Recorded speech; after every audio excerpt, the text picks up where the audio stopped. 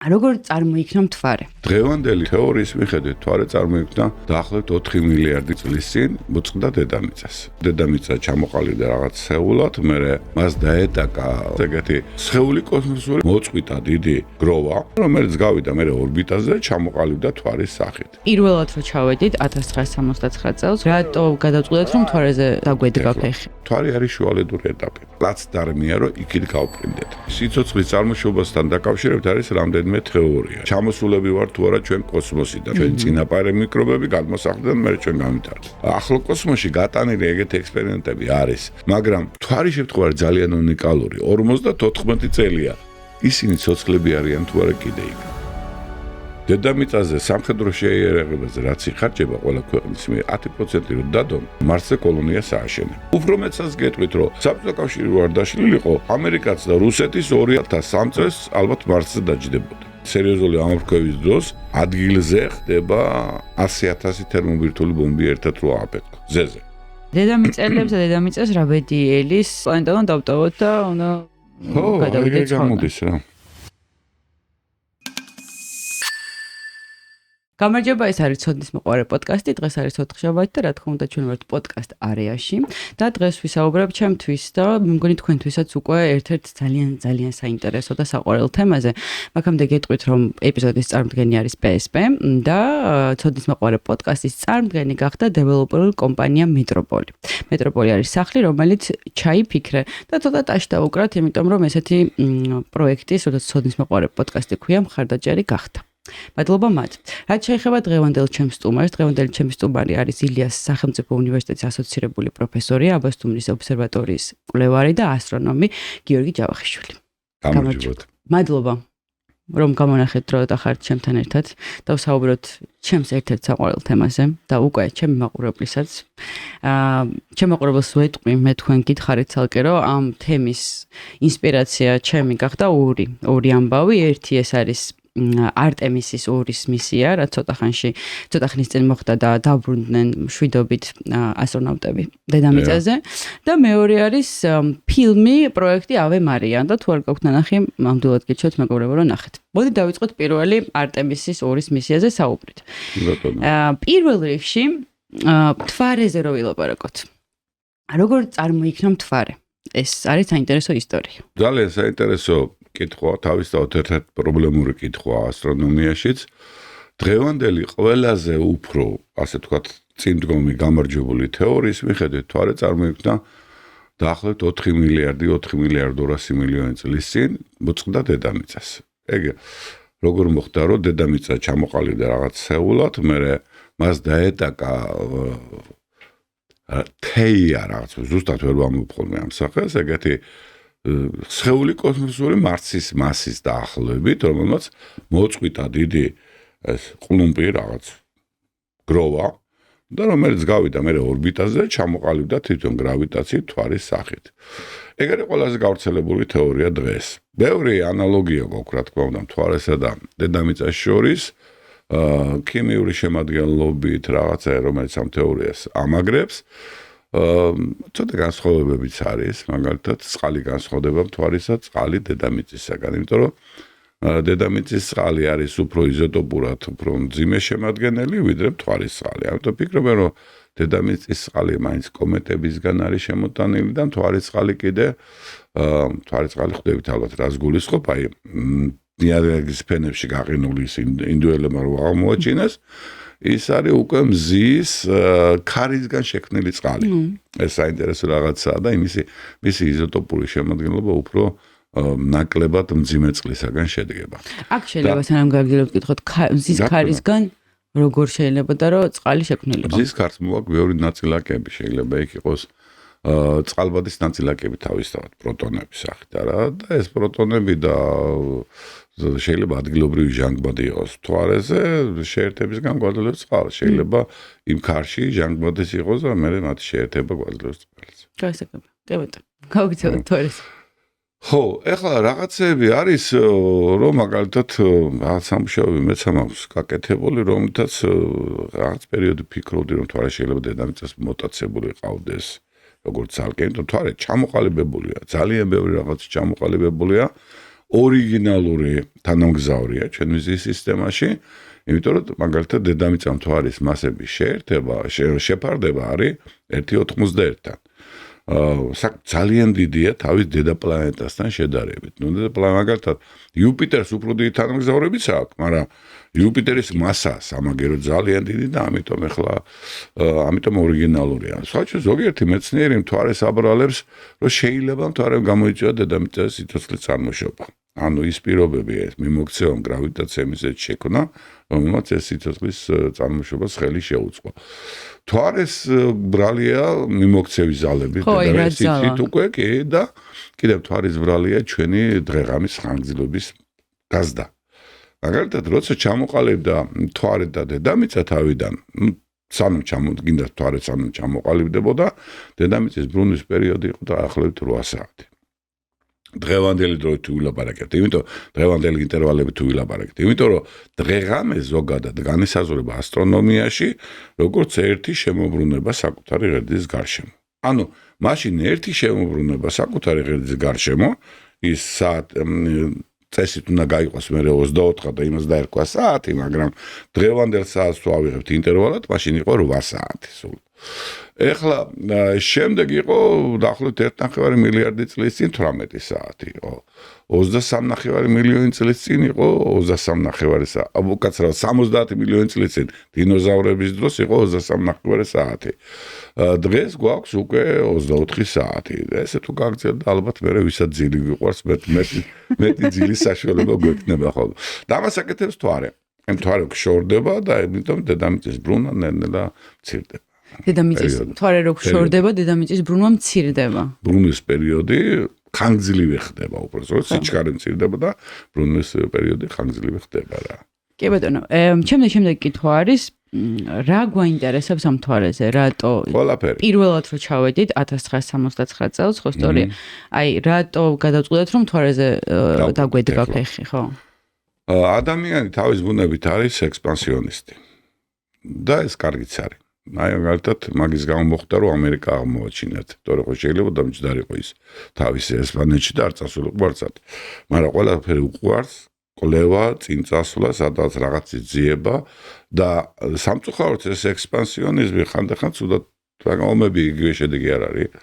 ჯობია ეს ყველაფერი გადავიტანოთ შვიდობიან განვითარებად ექსპანსიონიზმში, ამ შემთხვევაში მთვარის ათვისებაც, რა ქვია, მარსის ათვისებაც და სხვა კიდე იუპიტერის თანამგზავრებს ფიქრობენ რომ აითვისონ, სხვადასხვა ასტეროიდები აითვისონ, ეს რა თქმა უნდა ამის გამოხატულებაა და კარგია თუ ჩვენ მაგმირთულებით წავართ.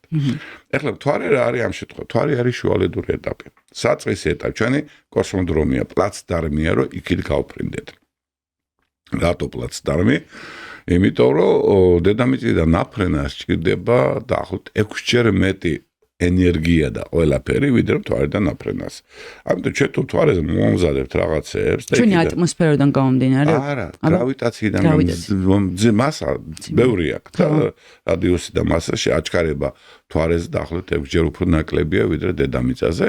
მთვარიდან ძალიან ადვილად ავფრინდებით და გავფრინდებით შორს. ამიტომ ჯობია რომ იქ მომზადოთ ბაზები, საფრენი სიტუაცია, კოსმოდრომები, ყველაფერი და მე იქიდან წავიდეთ შორს. იმიტომ რომ ყოველი გაფრენა წარმოიდგინეთ 6-ჯერ უფრო ძვირი დაგიჯდება დედამიწიდან ვიდრე მთვარიდან. ამიტომ მთვარე აკვე ყავს და გადადი რა იქიდან გაფრინდი რაღაც ეგეთი გამო. ეს როგორ თუ ისე საუბრობთ, გადადი აქეთ იქით უბანში. ნუ ეგრე მთვარე ასტრონომისაც უბანი.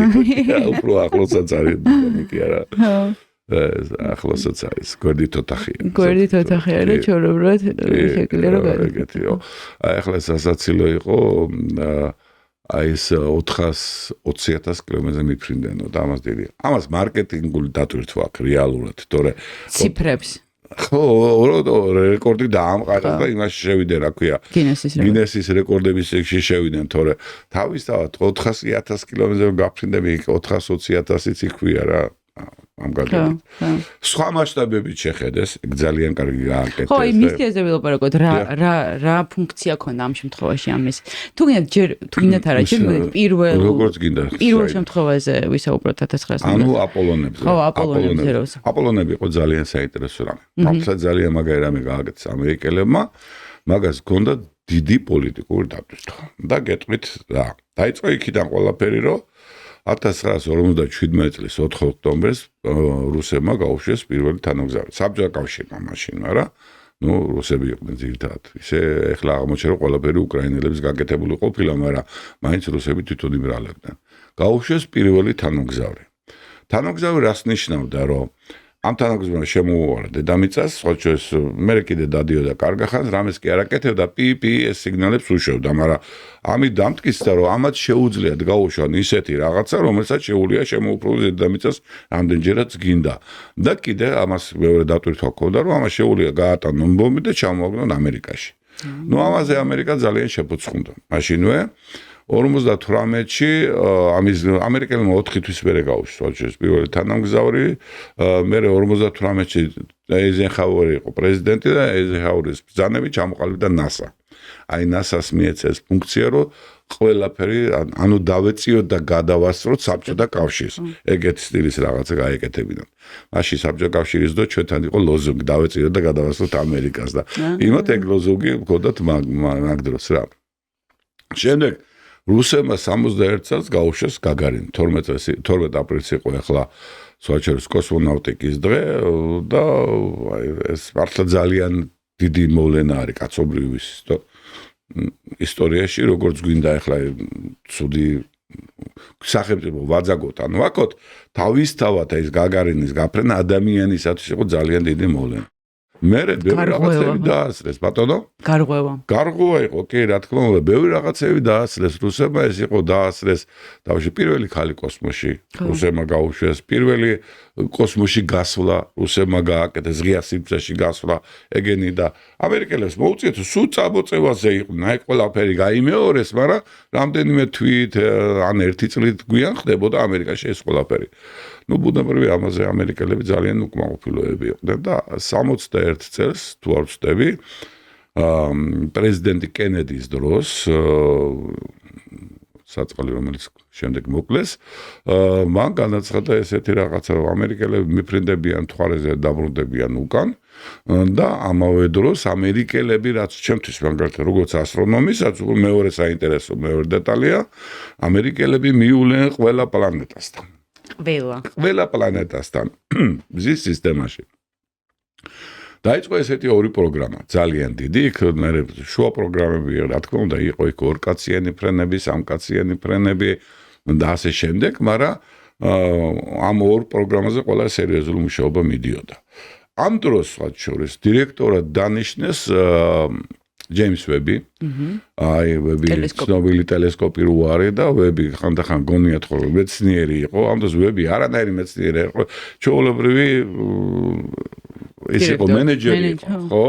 არა პროფესიონალი პოლიტიკოსი და პოლიტიკასთან დაკავშირებული უფრო და მაგრამ ვებმა იმდენი მოახერხა, რომ ეს ფინანსების მოზიდვა, ფანდრაიზინგი ყველაფერი ვებზე გაიარა და ყველაზე მეტად ვებმა გააძლიერა NASA.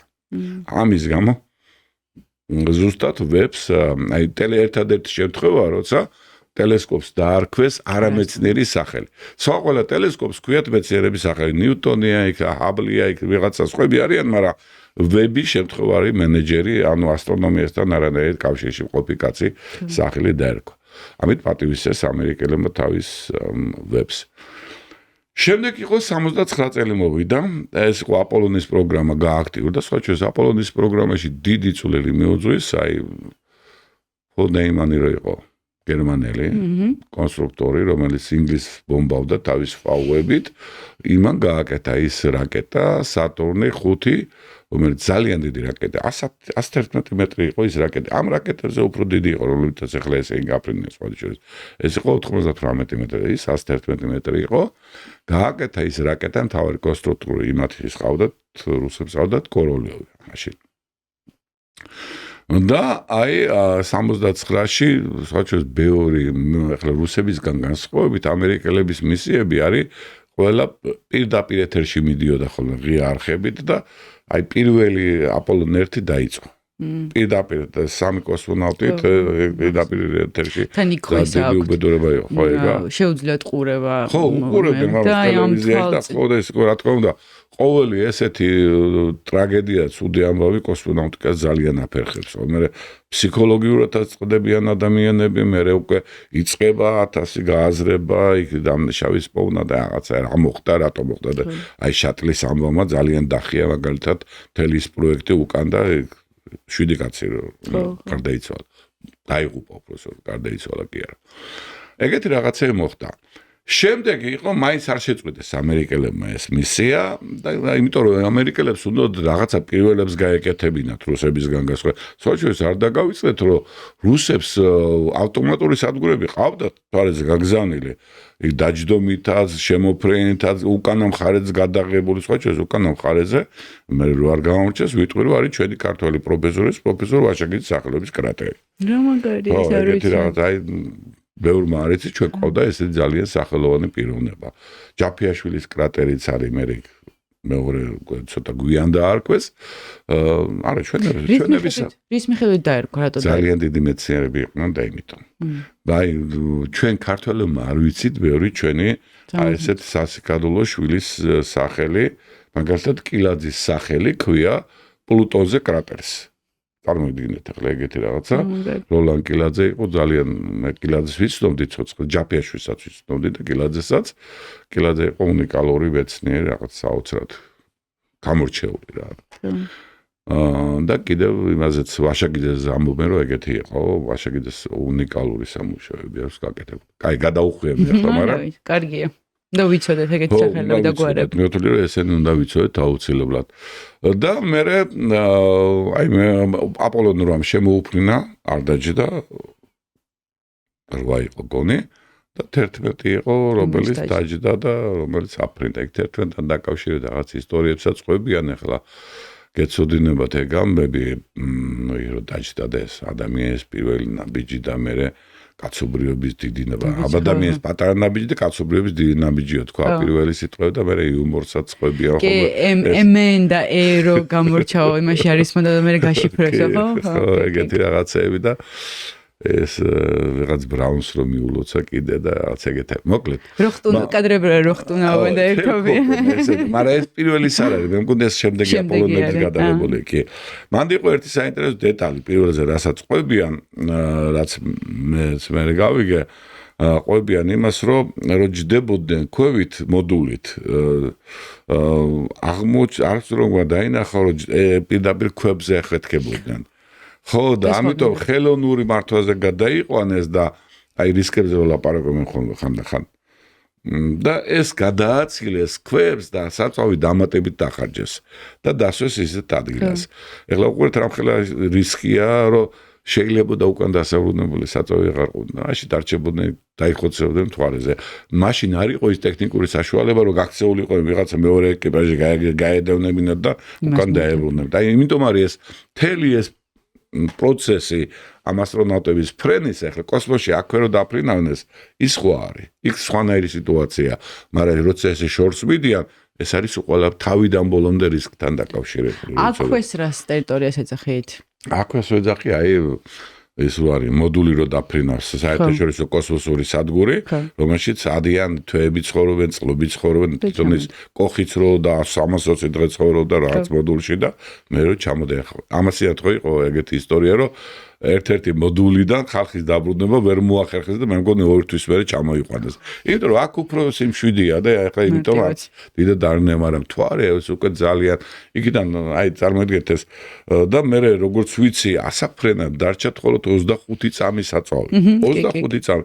კიდე კარგი თანამგზავრი რომელიც გარედან მოვლიდა ის იყო 100-120 კილომეტრის სიმაღლეზე მთვარეზე. შორს არის ხო რომ იქამდე მიაღწევდნენ რა ეგეთი რაღაც გამოვიდა ბიძგი იყო ყოველ შემთხვევაში შეძლეს ისეთი რაღაცა და კიდე ის არის საინტერესო მან პირველი მისიიდან რომ უკაცრავად მაგრამ პამპერსები დატოვეს. ხო ეს და კიდე რაღაცები დატოვეს რაც ზედმეტი იყო აპარატურა და ისინი გადმოყარეს იმიტომ ძალიან შეებსუბექებენათ ეს მოდული რომ საწვავი ყოფნოდათ იქ მისასვლელად. ეს პამპერსებიც იდეაში ბავშვებს რასაც ახმარენ ხომ ასტრონავტებისთვის შეიქმნა საერთოდ რაღაცა ისე წავიკითხე, რომ თავის თავიდან მაგის გამო მე როგორც ვიცი, მე-20 წლის დასაწყისში იყო უკვე ამერიკაში პამპერსები და ამიტომ როგორ შეიქნა თუ ხო, არ ვიცი, ესეთი ინფორმაცია წავიკითხე, რომ ხმარობენ. აქტიურად იმათ სპეციალური პამპერსებია, აქტიურად იყენებენ, იმიტომ რომ ტუალეტი ძალიან დიდი პრობლემა ყოფილა კოსმოსში. ტუალეტი ერთ-ერთი ყველაზე ძვირი მოწყობილობაა კოსმოსში და აი ამიტომ შეიძლება ამ პამპერსებს იყენებენ, რომ დაუშვათ ტუალეტები არ დაჭირდეთ, რომ გამოიყენონ. და კიდე ისიც რა წავიკითხე, რამდენად სწორი არის, რომ ტოვებენო თუ მან დატოვეს მთვარის რომელიღაცა მისიაზე, იმიტომ რომ ასევე უკაცრავად, მაგრამ ის ცხოველმოქმედი პროდუქტები, რაც ამ პამპერში ხდება, როგორ გაძლევს ის ბაქტერიები, სწორი არის? მე მაგაზე გავიგე ეგეთი რაღაცა, რომ პირველმა მისიამ ეს შემთხვევით დატოვა. იმიტომ რომ არ უნდათ საერთოდ დაბინძურება გარემოსი, ყველანაირად ცდილობენ რაც აქედან წაიღეს ჩამოეტანათ უკან. მაგრამ იძულებულები იყვნენ დაეტოვებინათ, იმიტომ რომ მე აფრენისაც აპარატი შეამსუბუქეს. მაგრამ ამას მოყვა მეორე საინტერესო შედეგი. მოყვა შედეგი, რომ შემდეგმა მისიებმა უკვე სპეციალურად დატოვეს. და მიზეზი რა იყო, რაც თქვენ ახლა თქვით, რომ საერთო ჯამში სიცოცხლის წარმოშობასთან დაკავშირებით არის რამდენიმე თეორია. ერთ-ერთი თეორია არის პანსპერმიის თეორია. ჩამოსულები ვართ თუ არა ჩვენ კოსმოსიდან და გადმოსახლებულები თუ არა. აქ იგულისხმება მიკრობები, რომ ჩვენ წინაპარი მიკრობები გადმოსახლდნენ, მე ჩვენ გამვითარდით. და აი მიკრობები რამდენ ხანს ცოცხლობენ კოსმოსურ სივრცეში, ახლა მთვარი არის კოსმოსური სივრცე, რაც გინდა გააკეთო, ჰაერი არ აგავს, რადიაცია გაქვს ძალიან დიდი, ყველაფერი ესეთი რაღაცა ღია და კოსმოსური სივრცეა რა, ის როგორც აი აქ ახლო კოსმოსში გატანილი ეგეთი ექსპერიმენტები არის, 1 წლიანი, 3 წლიანი შტამები ვიცი რომ გაცოცხლდნენ, მე რომ ჩამოვიდნენ უკან 5 წლიანზე არ ვიცი, მაგრამ აი მთვარი შემთხვევა ძალიან უნიკალური, 54 წელია. ისინი ცოცხლები არიან თუ არა კიდე იქ. ეს არ ვიცით ჯერ. ჯერ არ ვიცით. აი ეს მისია რო წავაო, რომელიც ადამიანები დრო დაჯდება, ალბათ იმ პამპერსებს ჩამოიტანენ და ის პამპერსები იქნება ძალიან ისეთი ისა, რა ქვია, რომ იმაზე დაიწყება მთელი მსოფლიოს მეცნიერები ომს დაიწყებენ, რომ გამოიკვლიონ ეს პამპერსები, იმიტომ რომ თუ მიკროორგანიზმმა რაღაცა მაინც გადარჩა ცოცხალი, ეს ნიშნავს, რომ ესე იგი ჩვენ წინაპრებს შეძლებიათ კოსმოსში თავისუფლად წინ და უკან სირბილი რა. ეგეთი რაღაცაა და აი აქ რა ხდება, აი დავუშვათ მისიდან რა არის ცნობილი, რომ რა ხდება თურმე ეს მიკრობები რასაკეთებენ, იცით, რომ რაც კვდება მიკრობები, გარეშ რასაკეთებენ? არა, გარსიკეთებენ? გარსიკეთებენ. და შიდაშრე, შიგნით არის ცოცხლები არა. რაღაცნაირად აი სპორები თუ რა ვიცი ახლა რა ბიოლოგები უფრო ზუსტად იტყვიან მაგას, მაგრამ კარგ პირობებში რომ მოათავსოთ ის ცოცხლდება და აგრძელებს სიცოცხლეს. ანუ სათბურის პირობები რომ შეუქმნან მიკრობები, ჩვეულებრივად ჩვეულებრივად რაღაც ეგეთი და ამიტომ არის საინტერესო იქ რა 54 წლის მერე თუ ამ და რამდენი გამოეხლა 72-დან 28-ში გაფრინდა 36 წლის მერე, 56 წლის მერე თუ ისინი გაცოცხლებიან კიდე. ალბათ კიდე ერთი გადატრიალება მოხდება. ეგ ძალიან სერიოზული რაღაცა. იმიტომ ჩვენ ყველა ახლა მეცნიერება იკვლევს იმას, რომ საიდან დავიბადეთ. ყველა. რატო ვართ? ხო, რატო ვარსებობთ, საიდან ვართ და რაღაცა. ნუ იქ რამდენიმე თეორია, ზედა 4 თეორია გამეფებული, გაბატონებული დღეს, ერთი ღმერთმა შექმნა ადამიანი. რაც თეორია ახლა მორწმუნეები გამოკრიტიკებენ ვიცი ამ ამბავზე რო ვიტყვი, მაგრამ ეგრეა. მეორე არის ის, რომ ჩვენ ადგილობრივი წარმოშობისა ვართ დედამიწაზე, ვულკანებმა შექმნეს ის პირობები და ეგეთიც არის ვაჭი არგუმენტები მაგასაც ძალიან ბევრი აქვს, სადაც წარმოიშვა ეს ცოცხალი პირველადი ორგანიზმები და შემდეგ გამვითარდა ჩვენ განვითარდით. და ერთი არის კიდე ფანტასტიკასთან ახლოს ის პანსპერმია ხო ვახსენეთ, რომ გამოტანილია ზევიდან. და ფანტასტიკასთან ახლოს რომ არსებობენ რაღაცა ცივილიზაციები, რომელმაც შექმნეს. ჩვენ შევქმნეს რა. აი მაგასაც სანამ ჩვენ საპირისპიროს არ ვიტყვით, იქამდე ითვლება რომ არსებობის უფლება აქვს. აქვს უფლება არსებობის, ხო. ეს მისტიკური ძალიან ისეთია, რამდენი ფილმი გადაღებულა მაგაზე და რამდენი. რა ვქნათ ეგ არსებობს. ხო, მე მგონი აქვს რაღაც მომენტში არსებობის უფლება. ჩვენ ხო არ ვიცით და რა, ჩვენ ხო არ ვიცით. რო ვიცოდეთ, მაშინ ზუსტად გვეცოდინება, რომ ეს ან ისია და რაღაცა. ისე თქვენ რომელი თეორიის კენ ხართ უფრო ესე ვთქვათ? აგნოსტიკოსი ვარ. ხო. არ ვიცი. არის. ამიტომ არ მომხოლმე, იმიტომ რომ მიფიქრია ძალიან ბევრი ყველაფერზე. და რო ფიქრობ ძალიან ბევრს მე ხვდები რომ მართლა არ ეცია და რატო უნდა თქვა რომ დაუშვათ ესე იქნება ან ესე ყველას აქვს თავის შესაძლებლობა. აი ახლა მანდ არის მეორე საიტი კითხე მაგალითად პანსპერმიის თეორიას რო დაუკვირდეთ, არა? თუ გადმოტანილია კოსმოსიდან საიდანღაც, იქ სადღაც როგორ გაჩნდა. იქ უკვე იბადება ეს კითხვა, მაგრამ არ ვიცი რა. არ ვიცი. არ ვიცით. ხო რა. და მეც მგონია რომ აბსოლუტურად ყველა ფერს აქვს იმისი უფლება რომ იარსებოს, ყველა აზრს აქვს უფლება რომ იარსებოს. იყო ესეთი გენიალური მეცნიერი შკოლოვსკი, რომელიც ამბობდა შესანიშნავი ფრაზა აქვს ნათქვამი სიტყვები. რუსულად ვიცი თარგმნი ახლა. ყველაფერი შესაძლებელია გარდა იმისა, რაც უკვე დამტკიცებულია რომ შეუძლებელია. გეტყვით? ეგრეა რა, რომ ყველაფერი დაშვებადია, სანამ არ დაამტკიცებ, რომ ეს შეუძლებელია რომ იყოს. ეგეთი რაღაცა და ამიტომ გავიცი. როდესაც სახლზე ვფიქრობ, პირველ რიგში საცხოვრებელი ადგილი არ გახსენდება. სახლი ეს არის ადგილი, სადაც შენ ქმნის შენს მომავალს, შენს სიმშვიდეს და შენს ცხოვრებას. ზუსტად ამას გვთავაზობს მეტროპოლი, დეველოპერული კომპანია, რომელიც ქმნის ყველა ტიპის უძრავ ქონებას. მეტროპოლი გეხმარება იპოვო შენი სახლი, რომელიც ნამდვილად შეესაბამება შენს ცხოვრების სტილს და სურვილებს. მეტროპოლი, სახლი, რომელიც ჩაიფიქრა.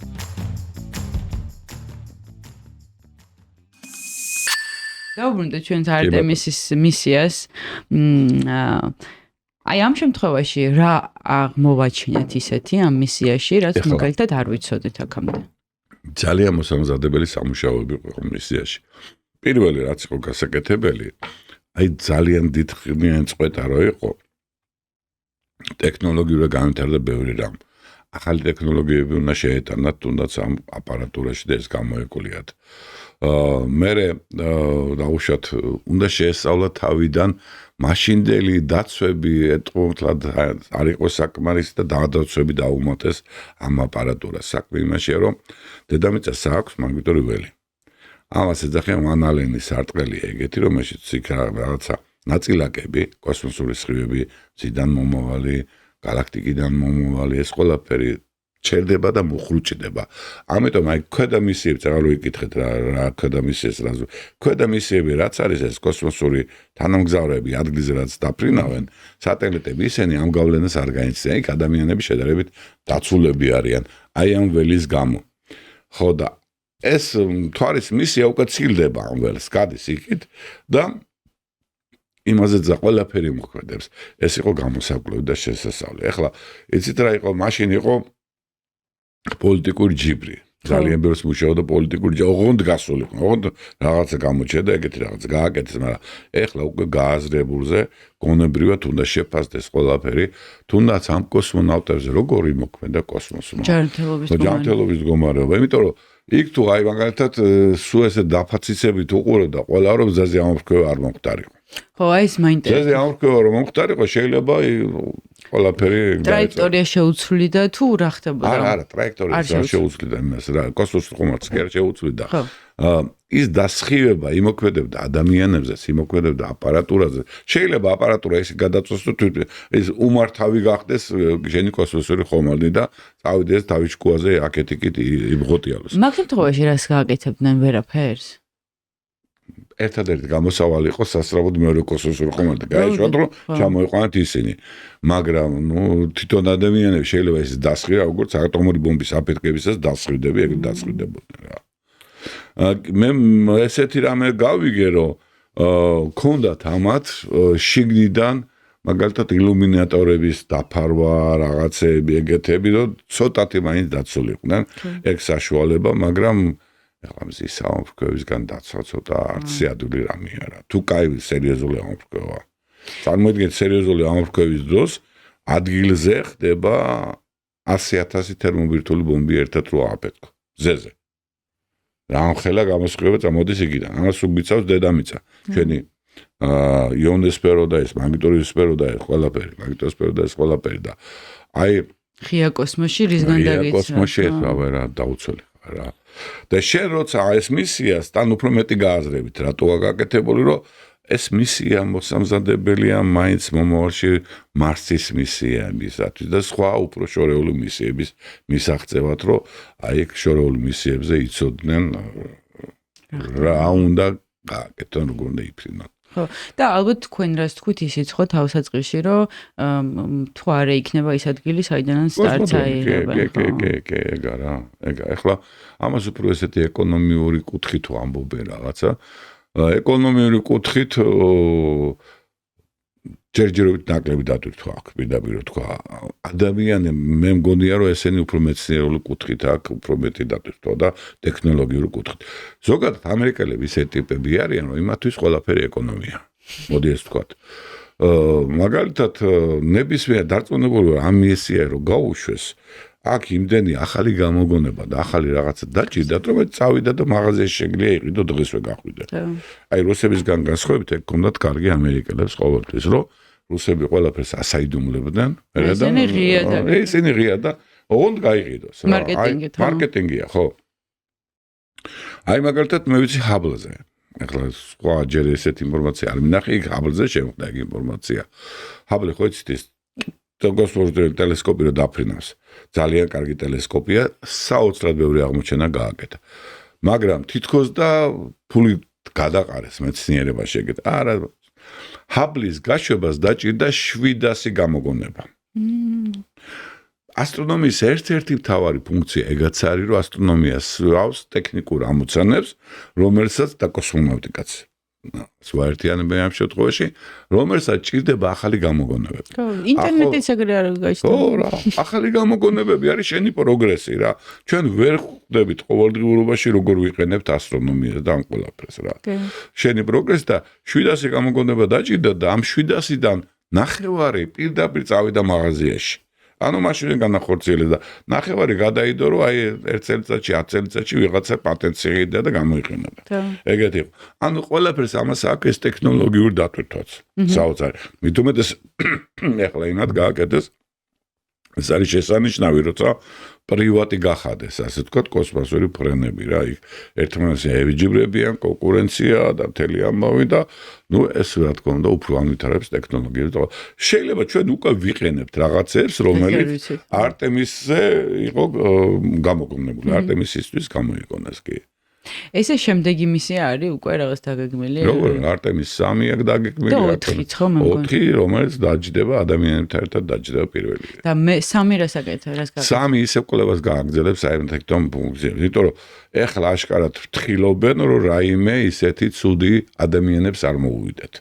თვითონ ადამიანების მისიაში აი გამოიკლებენ დამატებით კიდევ რაღაცებს შეისწავლიან რაღაცებს, რომ ადამიანებს უფრთხილდებიან რა. და ამიტომ გაიჭიმათ რა უცებ არ გაუშვეს დასაჯდომად იქ. მაშინ ისევ გაუშვეს რა.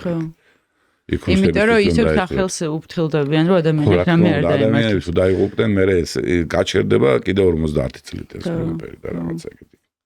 ისე აი თვითონ ასტრონავტებს როცა მიდიან კოსმოსში, რა საფრთხე გარდა იმისა რომ რაღაც შეიძლება თვითონ დაიღუპონ, ისეთი საფრთხე რაც უეჭველეში რომ გამოსხივები შეიძლება დაიღუპდა. არა, რა სამოფიცი და ჯანმრთელობის თვალსაზრისით რაღაც გამოსხება მაინც აქვთ. რა ჯანმრთელობის რა მე შეიძლება რომ დაუზიანდეთ? როგორ არ შეიძლება? შეიძლება კი, მაგრამ კონკრეტულად ახლა ზუსტად ვერ გეტყვით მე რა დეტალებზე აქ ლაპარაკი, მაგას სწავლობს სპეციალური ეგეთი დარგია კოსმოსური მედიცინა, რომელიც ზუსტად ამ მიმართულებებს სწავლობს, მაგრამ რადიაცია თავისთავად როგორ არ აზიანებს ადამიანს. რაც არ უნდა დაფაროს ყველა ვარიანტში არის ეს რადიაცია? ყოველთვის არ არის. მაგაშია საქმე. აი მაგალითად ამოფრქვევების მერე არის ძალიან დიდი რადიაცია. მაგალითად შეიძლება ჩვენს გვერდით რაღაც ახალი ვარსკვლავი აფეთქდეს და იქიდან წამოსული რადიაცია იყოს ძალიან დიდი. ეს მხოლოდ რადიაციაზე თუ ვილაპარაკებთ. მზე ამ შემთხვევაში ყველა სერიოზული არგუმენტი არის ჩვენთან ჯერჯერობით. ყველა საფრთხილო არგუმენტია. მე დანარჩენი რა ყველაფერი საკმარისია ერთი მოტორი გაფუჭდეს და უკვე всё ვეღარ დააბრუნებ და იფრინდა და იყავი რა. ნამდვილად სიცოცხლე. ნამდვილად სიცოცხლე და მე ეგ არის და მე მოკვდები. და თავისთავად აი ყველაფერი შემოსვლა. შემოსვლა არის ერთ-ერთი ყველა წარმოიდგინე შენ ხარ კაფსულაში, რომელსაც გარედან აქვს 2800 გრადუს ტემპერატურა. აი როგორ გინდა რომ წარმოიდგენ მაგას რომ გახურებულ ქვაფშიზი ხარ. და შეიძლება ცეცხლი არ გინდა. რა თქმა უნდა, იქ ფირფიტები რო იყო მიკრული, ეს კერამიკული. ერთ-ერთი ფირფიტა რო არ ვარგოდეს, მე რას იზავ. ეს ხო ადამიანის აწყობილია ყველაფერი ტექნოლოგიად, ხო? ანდა შემოსვლის კუთხე. აი ცოტათი შეეშალა დგა, არასწორად შემოვიდნენ, ნუ ეს აფრით დაიწყე წინა უკან სირბილი. გახტუნებს, ამოახტუნა მთელი ამბავი. ეს ყველაფერი იცით, აი ძალიან ბევრ გათვლებს, ძალიან ბევრ რამეზეა დამოკიდებული და პატარა შეცდომაც კი საოცარ რისკებს იწვევს. უპატარავესი. რა თქმა უნდა, საოცარ რისკები, იმიტომ რომ ცხოვრებაც აქვს შესაბამისად ახლა რა ქვია, კოსმონავტების ცხოვრებაც არის და ადამიანების ცხოვრება არის და ამიტომ ცდილობენ რომ მაინც გაუფრთხილდნენ რა. სარისკო საშიში პროფესია, პირდაპირ გეტყვით, აი ნებისმიერ სხვა პროფესიაზე ახლა აქ კაი ხო, ავარია, სარისკოა, მაგრამ პრაქტიკულად ჯამში ყველა კვდება. მაგრამ იქ სადაც კოსმოსში ხარ რა. შორს ხარ. დახმარებაც ვერ მოვა შენამდე. დახმარება ვერ მოახდებ შენ. ესეთი დუბლირებული დამხმარე საშუალებები ჯერ არ გაუკეთებიათ. და ერთი კითხვა მაქვს ესეთი, ეხა ეს მისია ხო დაიშვა წყალზე. კი. და როგორც წავიკითხე, მათი რუსების მისიები ეშვებოდა ძირითადად მიწაზე. და რა განსხვავება რატო არის ესე რო ის წყალზე? სიმართლე გითხრათ არ ვიცი. ამასინათ კითხეს კიდევ ერთი მასში და იგივეს ვიტყვი აქაც რომ ალბათ რუსებს ბევრი მიწა აქვს და ამერიკას ბევრი წყალი მეთქი. არა, ეს ხუმრობით ვამბობ. რატო ხდებოდა ეს რომ დაუშვათ მიწაზე დაშვება უფრო ადვილია და წყალზე დაშვება უფრო არა, რაღაც ერთი ჩემი ბავშვური ტვინით იყო რომ გაცივდება ალბათ. წყალში რო ეშვება ის ხო ძალიან ვარვარი შემოდის. ხო, მაგრამ ხა იმდენი არა, იქ ხანენელა ხო ატორმუზებენ და მე ხო. მერე და წყალიც აციებს რა თქმა უნდა, მაგრამ იქ თოვლში უშვებენ რუსები ძირითადად და ყინულში უშვებენ, იქ უფრო დაბალი ტემპერატურა ვიდრე წყალში. ხო. საინტერესოა რა განსხვავება. ხო და რატო ეგეთი ის რატო ქონდათ ეგ არ ვიცი.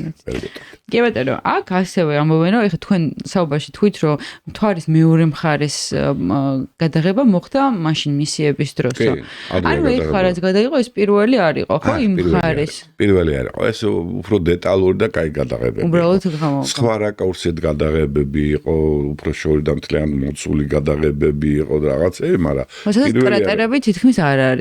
მეორე მხარეს რაღაცა უფრო ისეთი გლუვი იყო სურათში რომ უყურებდი. ხო რა, შეიძლება ეგეთი იყოს. ახლა კრატერების არასიმეტრიულობას ხსნიან ხოლმე როგორ რომ დედამიწა აფოკუსებს მთვარეზე დასაცემ ასტეროიდებს. ეს კრატერები არის ძალიან ძველი უმეტესობა. როცა ყალიბდებოდა მზის სისტემა, მაშინ იყო ბევრი სხვა პატარ-პატარა ქვები და ეს ასტეროიდები და ეგეთები, რომლებიც მე დაეცდნენ. თვალეს ისაა განსხვავება ჩვენგან, რომ თვალეს ატმოსფერო არ აქვს, წყალი არ აქვს და ის შენარჩუნებულია. ანუ 4 მილიარდ წლიანი კრატერით შენარჩუნდა. დედამიწაზე ყველაფერი გადასწორდა. ეხლა ძლივს პოულობა, ეხლა შეიძლება სხვა შორის იპოვოთ, მაგალითად Google-ის რუკებით პოულობენ ხოლმე ახალ კრატერებს ძველს. თურმე ძველი დაცემული, მე ისწავლობენ და მე იკვლევენ იმას, მაგრამ აი დედამიწაზე უფრო ძნელია რაღაცერთ ამის აღქმა, რომ ეს კრატერია. თვალეს ეს ყველაფერი ჩანს. საინტერესოა ძალიან და ასევე იყო იქ ნათქვამი, რომ ეს მხარე საინტერესოა იმითი, რომ რაღაცა სიგნალების დაჭერა უფრო მარტივად შეიძლება მოხდეს, იმიტომ რომ დედამიწის ხმაური არის.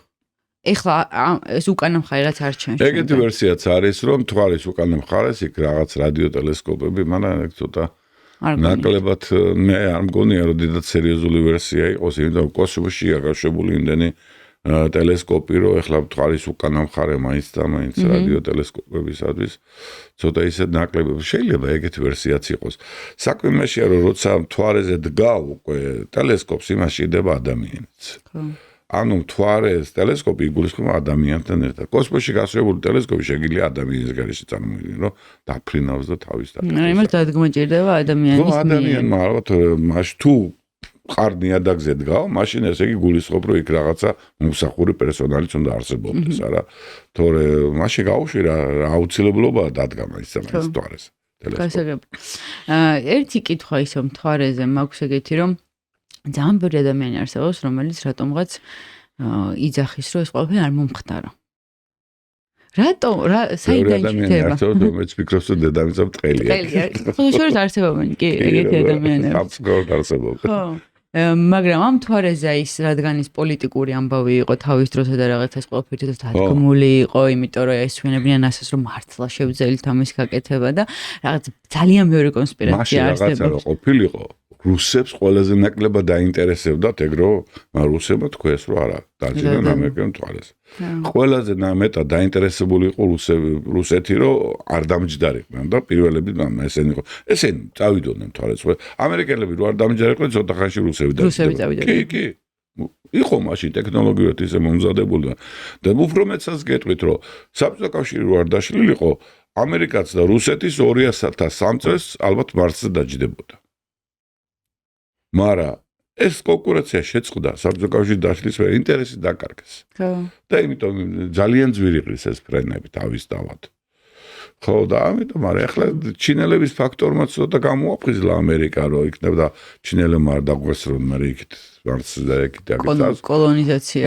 კოლონიზაცია და რაღაცეებიო და იმიტომაც მოუმატეს, მაგრამ თან მე მგონია რომ უფრო მეტი არის მეცნიერული ინტერესებიც მოიცი რაღაცა თუ ზიხარ და არაფერს არ აკეთებ.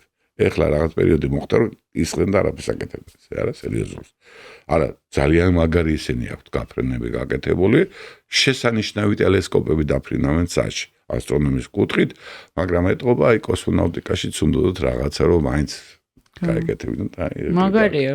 რა თქმა უნდა მაგარია. ნეტავ კიდევ და ბევრი და ბევრი. რა თქმა უნდა სულ მაგის ისაა რა ქვია რომ ნეტამ აგეთ იყოს ყველაფერი მიმართულები და იცი რა არის უცებ მგური დათვლილია რომ დედამიწაზე სამხედრო შეიარაღებაზე რაც იხარჯება ყველა ქვეყნის მიერ 10% რომ დადონ მარსზე კოლონიას ააშენებენ. მაგრამ ადამიანს ურჩენიათ ერთმანეთი ხოცონ ვიდრე დაუშვათ წავიდნენ და იკულიონ სამყარო. აი როგორი ეს მქონდა იცით ამ ამბავზე გაურება რომ ესეთი რაღაცა მოხდა. ხო, ნუ ამ ხელამბავი იყო ეს ადამიანები, მithumetas რომ დაბრუნდნენ ჯანმრთელად და შვიდობით და პარალელურად აი ესეთი რაღაცა პარალელურად ორი ომი მიდის. პარალელურად ადამიანები ერთმანეთს რაღაცა იმაში შედიან და თან აი ესეთი გარღვევები ხდება მეცნიერული კოსმოსში. პარალელურად ვიღაცები ხეებს დაათრევენ. ხო. ისე რა ქვია და ამიტომ რა ვიცი მე მაგალითად თვლი რომ ყველაფერი მეცნიერებისაკენ უნდა იყოს მიმართული, რომ მეცნიერება მაინც ძალიან მაგარი რაღაცაა და მადლობა თქვენ. ეხლა ირანსაც რო იმას ეკნა რა ქვია, მეცნიერება ეყოლე, არავინ ეგრე კი არ დაცვერდა. და უკრაინელებს მაგარი მეცნიერება ქონოდა თავიდანვე, მაშინ რუსეთი ვერ გაუბედავდა ეგრეთ და. ეგეთი მეცნიერება არის გადარჩენის საშუალებაც არის რა. ტექნოლოგია და მეცნიერება ქმნის ტექნოლოგიას. საერთოდ რო თქვი ასტრონომია და კოსმონავტიკა მეთქი საერთოდ ყველაზე თანამედროვე ტექნოლოგია. ახლა შემედავებიან კომპიუტერში კები, მაგრამ მაინც ჩემს აზრს ვიტყვი. ყველაზე თანამედროვე ტექნოლოგია არის მაინც ასტრონომიაში და რას გულისხმობ, რომ აი წარმოიდგინეთ თქვენ ამზადებთ ტელესკოპი, დღეს ყველაზე დიდი ტელესკოპებია 8 მეტრიანები, მონოლითური ტელესკოპებზე ლაპარაკი. კომპლექსური ტელესკოპები ევროკავშირი ამზადებს 39 მეტრიან ტელესკოპს დიამეტრში, მაგრამ ის 8 მეტრიანი არის მონოლითი. ხო და 8 მეტრის დიამეტრზე ზედაპირი ისე უნდა დაამუშავოთ, რომ მილიმეტრის მემილიონი ნაწილის სიზუსტით უნდა იყოს ყველაფერი გაკეთებული. კი, მიკროსქემები უფრო რთულია და უფრო ისეთ, მაგრამ მიკროსქემა პატარაა. და ეს არის წარმოიდგინე, აი 8 მეტრის დიამეტრი, ამ ხელა ზედაპირი ანუ ყველგან ერთნაირი უნდა იყოს მილიმეტრის მემილიონი ნაწილის სიზუსტით. ამ ხელა ტექნოლოგია ჭირდება ამას. ამიტომ არის ეს ანვითარებს ზუსტად სხვა ყველაფერს. ამაზე თუ გააკეთე ესეთ სარკეების დამამუშავებელი აპარატი, შეგვიძლია მე მიკროსქემები გააკეთო ბევრი. ამიტომ არის ჭირდება ეს ტექნოლოგიები, რასაც ასე ვთქვათ, ასტრონომიას სვავს ამოცანებს და მე დანარჩენი ვითარდება შესაბამისად, კი. კი ბატონო, მთვარეზე კიდევ ერთი კითხვა და მთვარე ჩავუხუროთ, ამით რა ჩავუხურავია, მაგრამ მაინც აი ხო გაგიგეთ რაღაცა რომ სამს მთვარეობაზე ვერ ვიძინებ, იმასე ვერ ვიმავშობებ, ვერ ამავშობებ.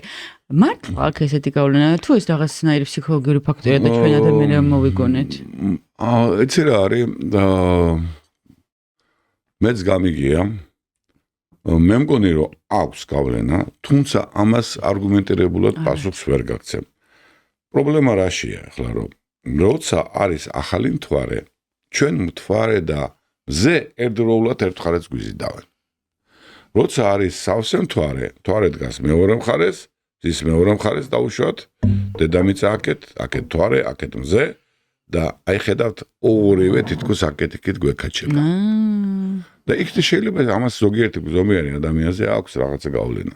მე არ ვიცი, მაგრამ ისე არგუმენტირებულად რომ აი უფრო ფსიქოლოგიის საქმეა და მე ესე არა მაქვს ეს საკითხი შესწავლით ანუ რაღაცა რო იყოს რომ ესე ვიცოდეთ რომ ისეთი ეს ნამდვილად ესე არ არსებობს ეგეთი არა. არა, მაგალითად სოფლის მეურნეობაშიც რო არის უნდა დარგა ახალ თვარეობის დროს უნდა დარგა სავსე რაღაც ეგეთები არის ბუნებრივად შემცნეული ნიშნებია ეთყობა და რაღაცა შეიძლება აქვს თავისი აზრი ამ ყველაფერს, მაგრამ თუ ასტრონომიულად ავხსნით ალბათ ამის ბრალია რა.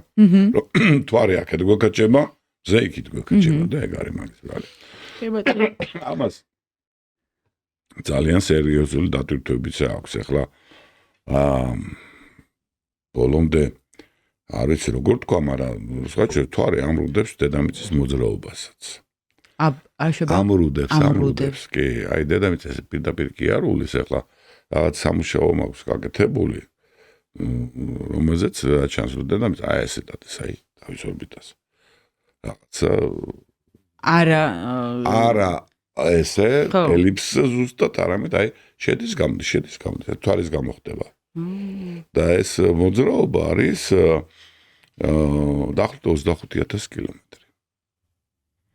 ჩვენ 25000 კილომეტრით ერთი თვარის პერიოდით ცილდებით მზეს და უახლოვდებით. მაგრამ უცნაურია რომ ეს აქამდე ჯერ დაფიქსირებლად აღმოჩენილი არ იყო. ეხლა მკითხავთ რატო და გეტყვით, იმიტომ რომ ჩვენ დედამიწას ვზივართ და ვერ გვგზობთ მაგას. როგორ გავდივართ და შევდივართ. როცა მზე საკვირდები, მაგას ისე გადვილად, თუმცა მზის დაკვირვებებით ვიპოვნებ ეს ფაქტი. როცა მზე საკვირდები, ესე ზუსტად მანძილების გაზომას ვერ ახერხებ. რადგან მზე მაინც არამყარი ზედაპირია და ცოტა ის. როცა მთვარე ჩვენთან ერთად მოძრაობს აი მოძრაობაში, ამიტომ მთვარე მოყვება რა. მთვარეზე ძალიან ზუსტად ზობოთ მანძილებს, მაგრამ მთვარე მაინც მოყვება ამ მოძრაობაში. ხო და სხვა ისეთი ობიექტები, რომლებიც აი მაგალითად ახლა ვფიქრობდი მარსი თუ შეიძლება მაგის გაკეთება რაღაც სხვა, იმიტომ რომ ეს დააფიქსირო. და ეხლა მაგალითად ეს რომ არ ვიცი სწორი კითხოს თავს, მაგრამ მაინც ვიკითხავ, იმიტომ რომ თავში მაქვს. ეხლა ეს ყველაფერი თქვენ შეამჩნიათ და აღმოაჩინეთ. აი ჩვენ ეხლა ეს რას გვეძლევს? როგორ გითხრათ? წმინდა ჯერჯერობით ასტრონომიული კუთხით ერთი დეტალი არის აქა, რომ ჩვენ უფრო ზუსტად შეგვეძლება ამის მერე გავზომოთ კოორდინატები ობიექტებისა და უფრო ზუსტად თუნდაც იმ რაკეტების გაფრენა. მეტი და სუსტი. აი როცა უშვებენ ხოლმე, ტოვებენ რაღაც ლუფტს. აი დავუშვათ თვალის გაფრენაზე მნიშვნელობა არ აქვს ამას. აი მარსისკენ რო გაფრინდენ და დაუშვათ სხვა ობიექტებზე. ტოვებენ ლუფტს, რომელიც ქონდა კორექტირება ქვია და ობიექტის და ორბიტის კორექტირებას მე აკეთებენ. შენ თუ ეს ზუსტად გეცოდინება, რომ დედამიწა სად იყო, როცა გაფრინდა. შიგნით იყო შემოსული თუ გარეთ იყო გასული. მაშინ ბუნებრივია უფრო ზუსტად დასვან ორბიტას, რომ მე მომავალში უფრო ოპტიმალურ ორბიტაზე გავუშვა თუნდაც ის რაკეტა. მაგარი. ხო, საინტერესო. კი ბატონო, ეხლა ჩემს მეორე თემაზე მინდა რომ გადავიდე, ეს რაც თქვი, პროექტი ave maria, რასაც ქვია. წავიკითხავ რა მაყურებლისთვისაც ნანახი არ აქვს, არის რომ მთავარი გმირის შემსრულებელს, ხო თქვენთვის, მთავარი გმირის შემსრულებელს უშვებენ კოსმოსში, იმისთვის რომ გადაარჩინოს დედამიწა. აღმოჩნდა რომ მიკროსკოპული კოსმოსური ორგანიზმი, რომელსაც ასტროფაქს ეძახიან, ეს მიკროორგანიზმი მზის ენერგიით იკვებება, რის გამოც მზე ნელ-ნელა კლებულობს. თუ ეს პროცესი არ შეჩერდა, დედამიწაზე გამყინვარება დაიწყება და კაცობრიობა განადგურდება. ეგ არის ამისი შინაარსი რა. ამ ფილმში რაღაცა ბევრი საინტერესო დეტალი არის, მაგრამ აი ეს რომ რაღაც ფანტასტიკაში არ გადავიდეთ, მე მაინტერესებს მზეზე რომ ვილაპარაკოთ.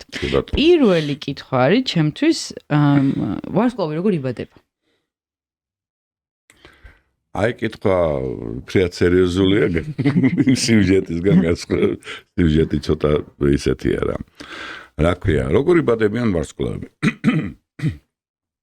ვარსკვლავები იბადებიან გიგანტურ მოლეკულურ ღრუბლებში. გიგანტური მოლეკულური ღრუბლები არსებობს ეგეთი ვარსკვლავთა შორის სივრცეში არსებობს ეგ ნისლეულები, მტვერი, იქ არის ძირითადად წყალბადი, ჰელიუმი, ბევრი. მე არის ნაწილაკები, მტვრის პატარა მიკრონაწილაკები და მაგალითად ორიონის ნისლეული ძალიან გენიალური ლამაზი ობიექტია, ცხენის თავის ნისლეული. ბევრი ნისლეულებია, რომელსაც აი ეგეთ ნისლეულებში იბადებიან ვარსკვლავები. როგორ იბადებიან ახლა? ეს გიგანტური მოლეკულური ღრუბლები მოქმედებს ორი ძალა. ღრუბლებში ერთია გრავიტაცია, რომელიც ცდილობს რომ შეკუმშოს და მეორე ტემპერატურა, რომელიც ცდილობს გააფართოვოს. საერთოდ ყველაფერში ბუნებაში ეგ ორი ძალა მუშაობს, მთავარი ეგ ორი ძალა ვარსკვლავშიც სხვათა შორის. რა ხდება?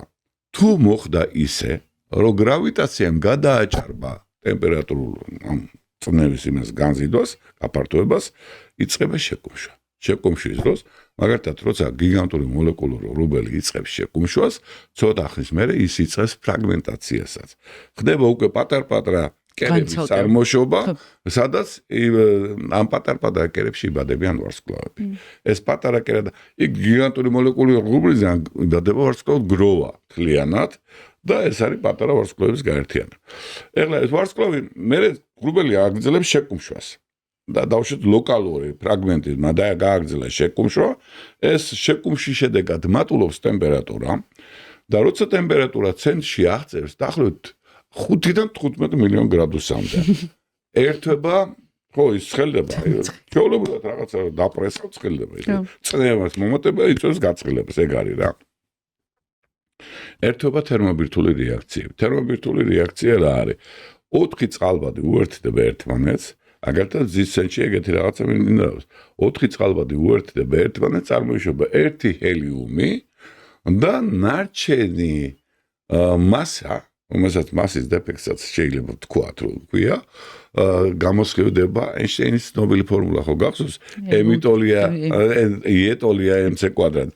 აი ზუსტად მაგ ფორმულით მიიღება ენერგია და გამოსხივდება სივრცეში. აი და როცა მაგის დამოსხივებას იწყებს ეს პროტოვარსკვლავი, მაშინ ამბობენ რომ ვარსკვლავი დაიბადა. ის იცილებს გარს, ზედმეტ გარს, რაღაცებს, იქ შეიძლება წარმოიშვას მერე პლანეტური სისტემა, ეს ყველაფერი, აი ჩვენთან მზის სისტემაც ეგრე დაიბადა. თავიდან დაიბადა მზე და ახლობით 300 მილიონი წლის მერე დაიბადა ეს დანარჩენი პლანეტები, რომლებიც ჩვენ გვყავს რა, რომელიც ჩვენ გვყავს. და მზე, რომელიც მზის გარეშეც არ უიარსებებთ, ხო, ალბათ? მზეს გარეშე ჩვენ ვერ დავიბადებოდით. აი ეს სისტემა ვერ დაიბადებოდა. ეხლა არსებობას გააჩნია რას ეძახში. ანუ აი ეს კაცობრიო. თქო უნდა ენერგია ყველაფერი ჩვენთან მზისგან მოდის. ჩვენ ვიღებთ მზის ენერგიის, გამოსხივებული ენერგიის მხოლოდ 2 მილიარდად ნაწილს. სამწუხაროდ მაგასაც ვერ ვიყენებთ ნორმალურად. როგორ უნდა გამოვიყენოთ ნორმალურად? როგორ და მზის ელემენტები, პანელები, ეს ყველაფერი არის მზის ეკოლოგიურად მზის ენერგიის გამოყენება. კი ბატონო. ეს ვარსკვლავი დაიბადა. თუმცა ენერგიაც გვაქვს, ყველაფერი მზიდან მოდის, მაინც ახლა გინდა ნახშირი აიღე და გინდა ნავთობი აიღე, ესაც მზისგან არის, ყველაფერი მზისგან არის. და ითქვა რომ თქვით რო არ იარსებოდა ეს პლანეტარული სისტემა. კი. მზე რო არ იყოს. რატო, როგორ? სხვათა შორის ახლა აღმოჩენილია პლანეტები, მოხეტიალე პლანეტებს ეძახიან, რომელიც კონკრეტულ ვარსკვლავთან არიან დაკავშირებული. ისინი როგორ წარმოიშვნენ, არ ვიცი ზუსტად რო გითხრათ, როგორ მოხდა კონცენტრაციას, მაგრამ რა ქვია, ზერო არ ყოფილიყო ეს ცენტრალური შეჯგუფება არ მოხდებოდა და შესაბამისად არ მოხდებოდა ეს გრავიტაციული კოლაფსიც, იმიტომ რომ გაშლილია თუ წარმოიდგინოთ ეს ნისლეული. თუ გრავიტაცია არის ეგეთი ჯინსის კრიტერიუმი, რომელიც აფასებს, ამხელა უნდა იყოს ნისლეული, კონკრეტული სიდის ნისლეული, რომ მან დაიწყოს შეკუმშვა. თუ იმაზე პატარა ნისლეული ის არასოდეს არ შეიკუმშება და ეხლა დედამიწის ხელა მასის ნისლეული თუ გამფენილია მზის ამხელა ძალიან დიდ სივრცეზე, ის არასოდეს არ შეიკუმშება. და ეს ბიძგი მიცა მან ზემ და მე დამოვიდა პლანეტები შეიქმნა, ხო. და მე აი რა გარაწყვეტს ეს ვარსკვლავი რომ დაიბადება, როგორ გახდება ეს გიგანტური რაღაცა პატარა ვარსკვლავი, სუპერნოვა, ხო? ეს არის დამოკიდებული ვარსკვლავის მასაზე. პირველი, რაც ყველაზე უფრო მეტად განაპირობებს ვარსკვლავის ევოლუციას, ეს არის ვარსკვლავის მასა. მეორე ფაქტორი არის ქიმიური შემადგენლობა. ქიმიური შემადგენლობა, როგორც წეღანა ვთქვი, ეს არის ძირითადად წყალბადი, მე არის ჰელიუმი და კიდევ მცირე რაოდენობით შეიძლება 1%, 2% სხვა, რომელსაც ჩვენ მძიმე ელემენტებს ვეძახით. ეგ შეიძლება იყოს ჟანგდი, რკინა და რაღაცეები. მაგალითად, ეს მეორადი ელემენტები, ესენი არის წარმოშობილი სიახლეების აფეთქების შედეგად. იქამდე პირველად სამყაროში იყო მხოლოდ წყალბადი და ჰელიუმი. ეს მეორადი ელემენტები წარმოიშვა შემდეგ და მათი პროცენტული რაოდენობა როგორია, მათი შეფარდება როგორია, ვარსკვლავი ევოლუციას აგრძელებს შესაბამისად. ეხლა რა ხდება? თუ დავუშვათ ავიღებთ მცირე მასის ვარსკვლავს, როგორც არის მზე. მზე მცირე მასის ვარსკვლავია. მზე გაივლის თავის ამის ევოლუციას, რაღაცა გამოწურავს მთლიანად თავის საწვავს წყალბადისას და ბევრი ჰელიუმი დაგროვდება. მაგრამ მზეს არ შეიძლება ჰელიუმის ქვაბის ჩართვა. ჰელიუმის ქვაბის ჩართვას, რომ ჰელიუმი შემდეგი რეაქცია გააგრძელოს, ჭირდება 300 მილიონი გრადუსი. ესეთი მასა მზეს არ გააჩნია. და მე რაღაც პერიოდი გაიბირება, დაერქვა მას გიგანტი, შეიძლება ჩვენ ორბიტამდეც მოვიდეს ესეთი იყოს, მე ისევ დაიკუმშება და გახდება წითელი ჯუჯა. წითელი ჯუჯა უფრო ზორ დაღლაც ქვია, მე თეთრი ჯუჯა რაღაცა ეს უკვე აღარ არის ის თერმობირთული რეაქციები აღარ იქნება მასში. და მე ხრება? მე გაცივდება დაახლოებით 50 მილიარდი წელიწადი დაჭირდება რომ გაცივდეს ჩვეულებრივ გარემოს პირობებზე დავიდეს. ეს უკვე ძალიან ხანგრძლივი პროცესი. თუმცა ჩვენთვის ზე აღარ იქნება. ასე ვთქვათ, ცოცხალი ვარსკვლავად ვეღარ აღვიქვათ და ეს ენერგია აღარ მოგვარაც ეხლა მოდის.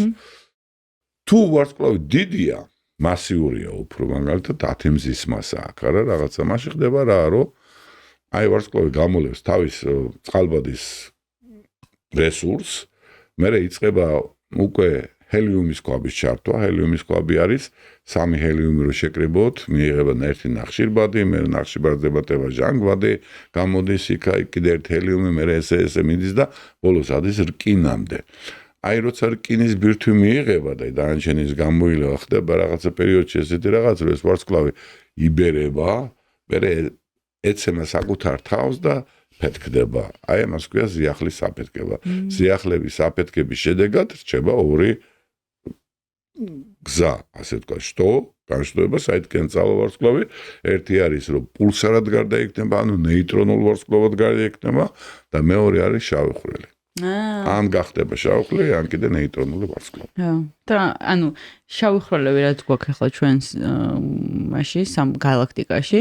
გალაქტიკაში კი არა და საერთოდ, ხო, გალაქტიკაში ყველა არის ესე წარმოქმნილი?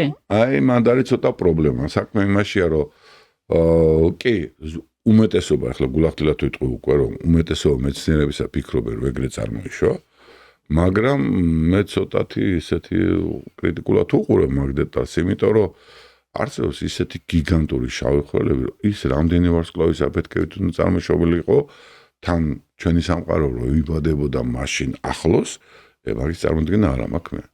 ეხლა მე ძალიან მიყვარს ეგეთი შავი ხვრელია ტონ 618. რატომ მიყვარს? იმიტომ რომ თავიდან სახელმა დამეთქი რა უცნაური სახელია, ტონაჟია თუ რას ნიშნავს, აღმოჩნდა.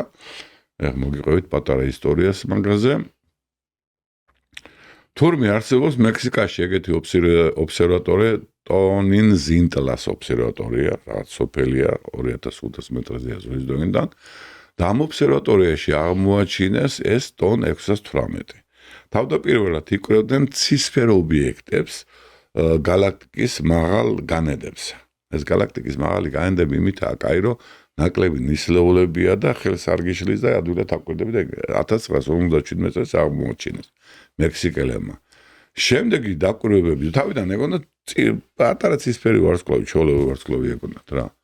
შემდეგ მექსიკელებმა უკვე ამერიკელებმა თავის რადიო დაკვირვებებით რაღაცები დაადგინეს, რომ ეს არის შავი ხვრელი.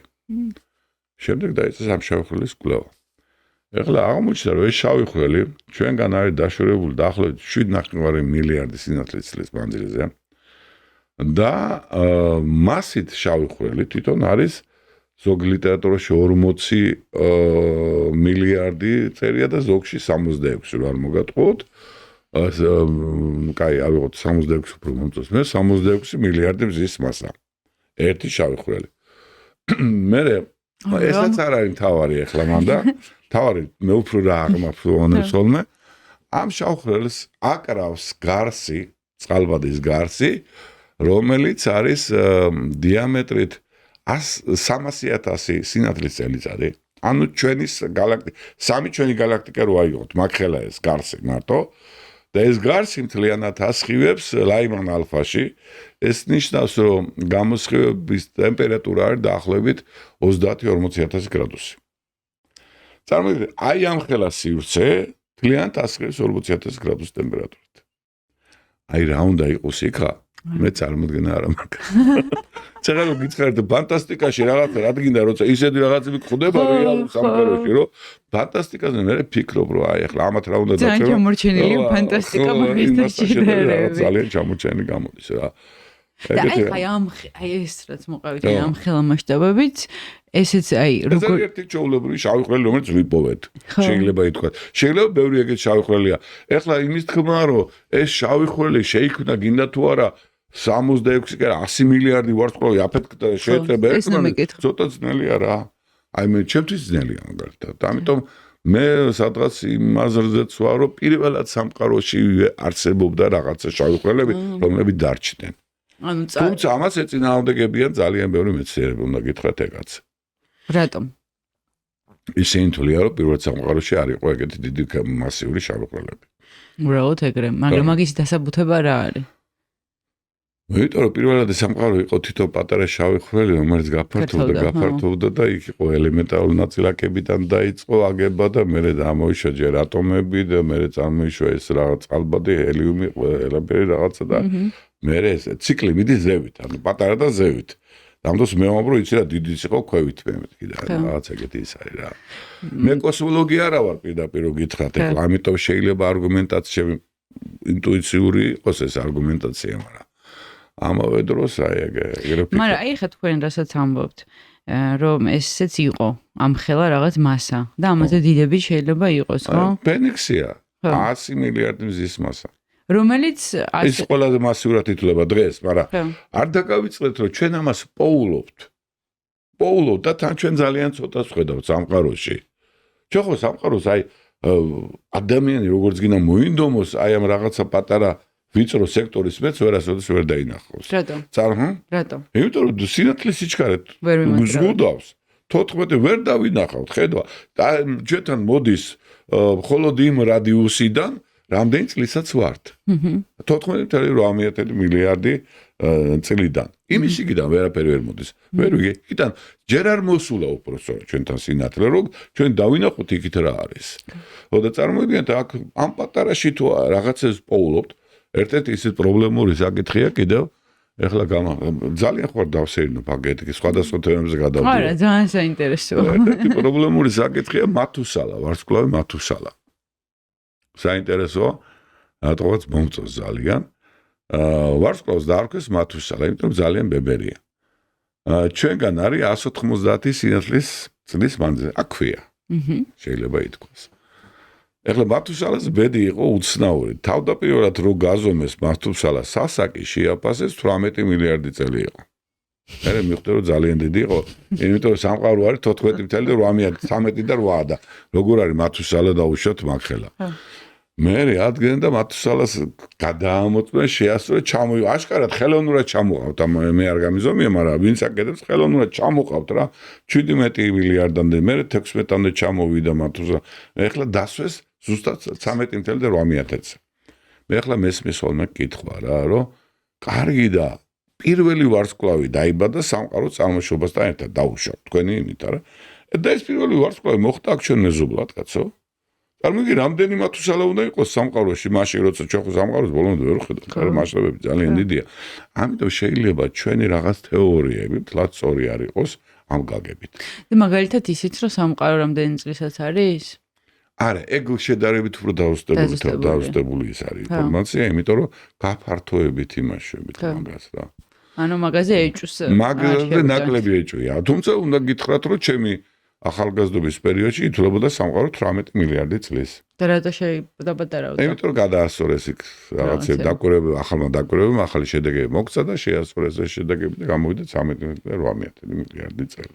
ძალიან საინტერესო არის. იმდენად საინტერესო არის, რომ ხანდახან ფანტასტიკია კი არა, რომ გისმენთ, ახლა თქვენ ამ სფეროში ხართ, ამდენი წელი ამას აკეთებთ, ხო? 46. 46. მე აუცილებლად უნდა გკითხოთ, როგორ წახვედრით საერთოდ მაგ ამბავში. რატომ მინდომეთ, მაგრამ მაგამდე აი ხანდახან ჩემი გონება იმხელა რაღაცას ვეხები, აი წარმოიდგინეთ, ხო ყვებით, მე ხო წარმოდგენაში მივდივარ დაახლოებით მაინც და იმხელა მასშტაბებია, რომ რაღაც მომენტში ხვდები, რომ გონება უბრალოდ ჩერდება, რომ ვერ ძალიან დიდია მასშტაბები, უბრალოდ ეხლა როგორ არის რა შევამჩნია, იცით, ასტრონომებს აქვს სხვანაირი აზროვნება.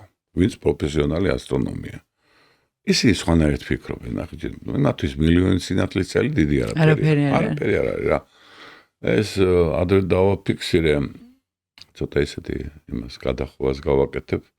ერთ-ერთი მოხსნები ძალიან კარგი ადამიანი კითხულობდა, თეორეტიკოსი იყო ჩვენთან, ასტრონომებთან ლექციას ზეახალზე, რაღაცა მოხსენებას აკეთებდა.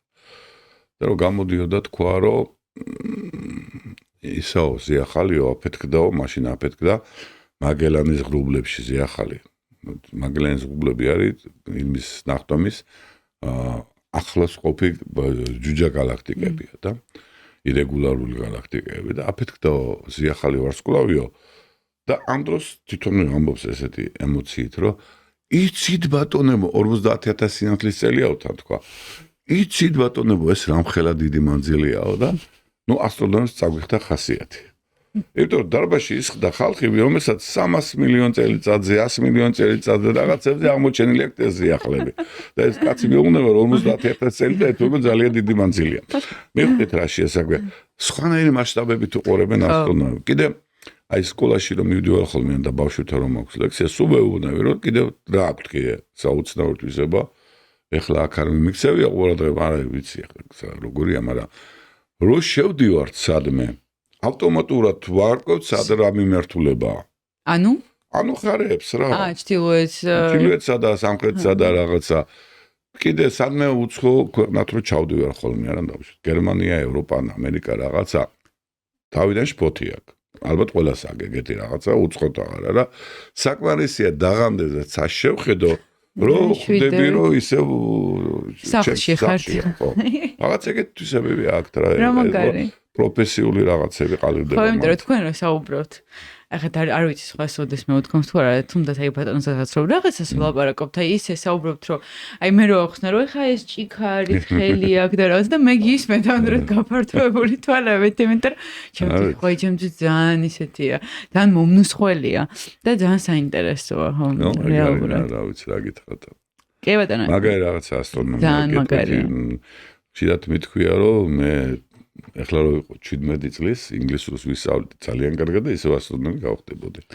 აი ეს პროფესია რომელიც მე ერთი დღეც კი არ მინანია რომ ასტრონომი ვარ. როგორ გადაწყვიტეთ? მე უკვე არ ვიცი. 6 წლის ვიყავი რომ მინდა და მიმის ვერ მინდა რა.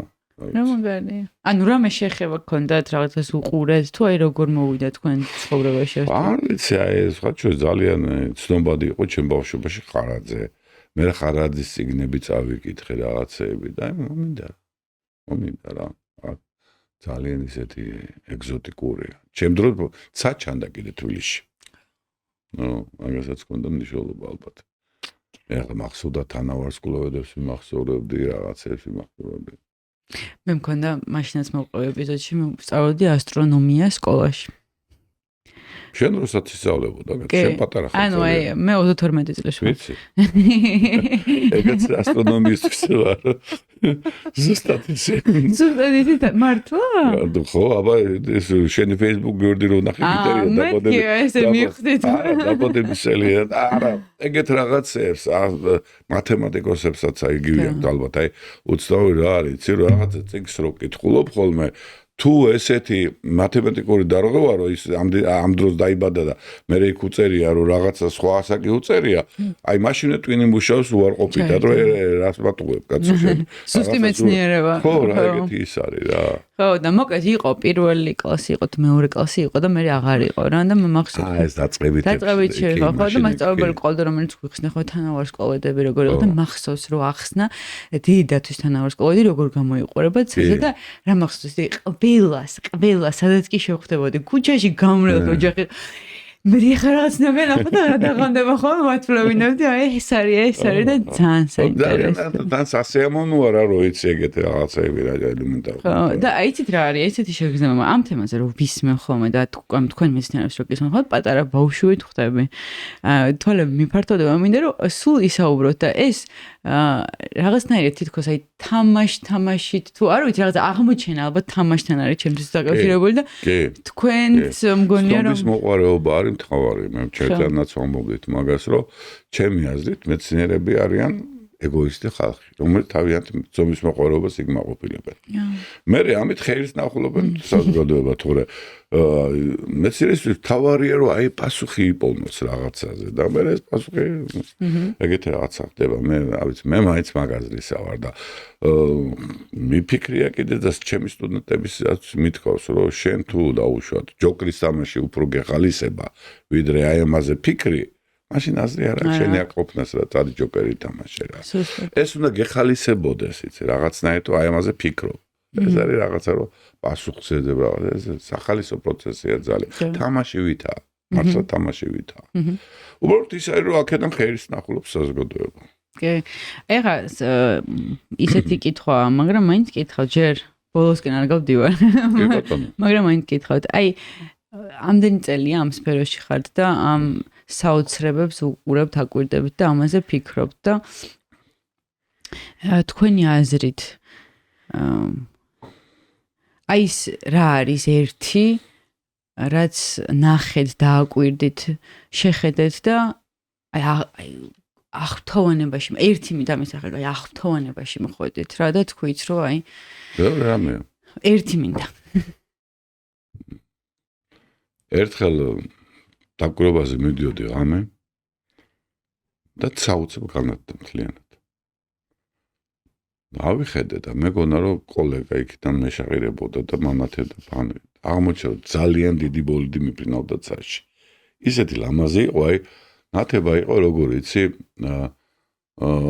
შედუღების აპარატის ნათება რომ აი ეგრე გაკაშკაშდა ცა და სადაც ავიდა იქით მე მგონი აჭარის თებში ჩავარდა ბოლიდები არის ესეთი კაშკაშა ნათების კუდიანი მოწყვეტილი ვარსკვლავები მოწყვეტილი ვარსკვლავს რასაც ეძახიან მეტეორიტია ჩვეულებრივი მაგრამ ცოტა დიდი რა ეგეთი რაღაცა აღფრთოვანებას მოვყავარ ხოლმე მაგალითად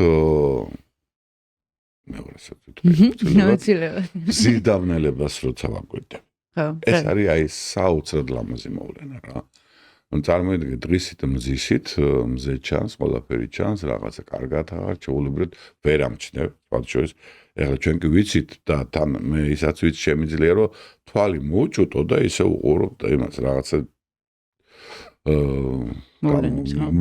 დაბნელებას რომ თვალი წარმეთქინოს რა და აი ის და მე უცებ დგება მყისიერად მომენტი რომ ქრება მზე და ინთება ვარსკვლავები ცაზე და ჩდება ეს გვირგვინი. წარმოიდგინე აღფრთოვანებას არ იწევს, აბა რა არის ახლა ესეთი გაოცებული უყურებ.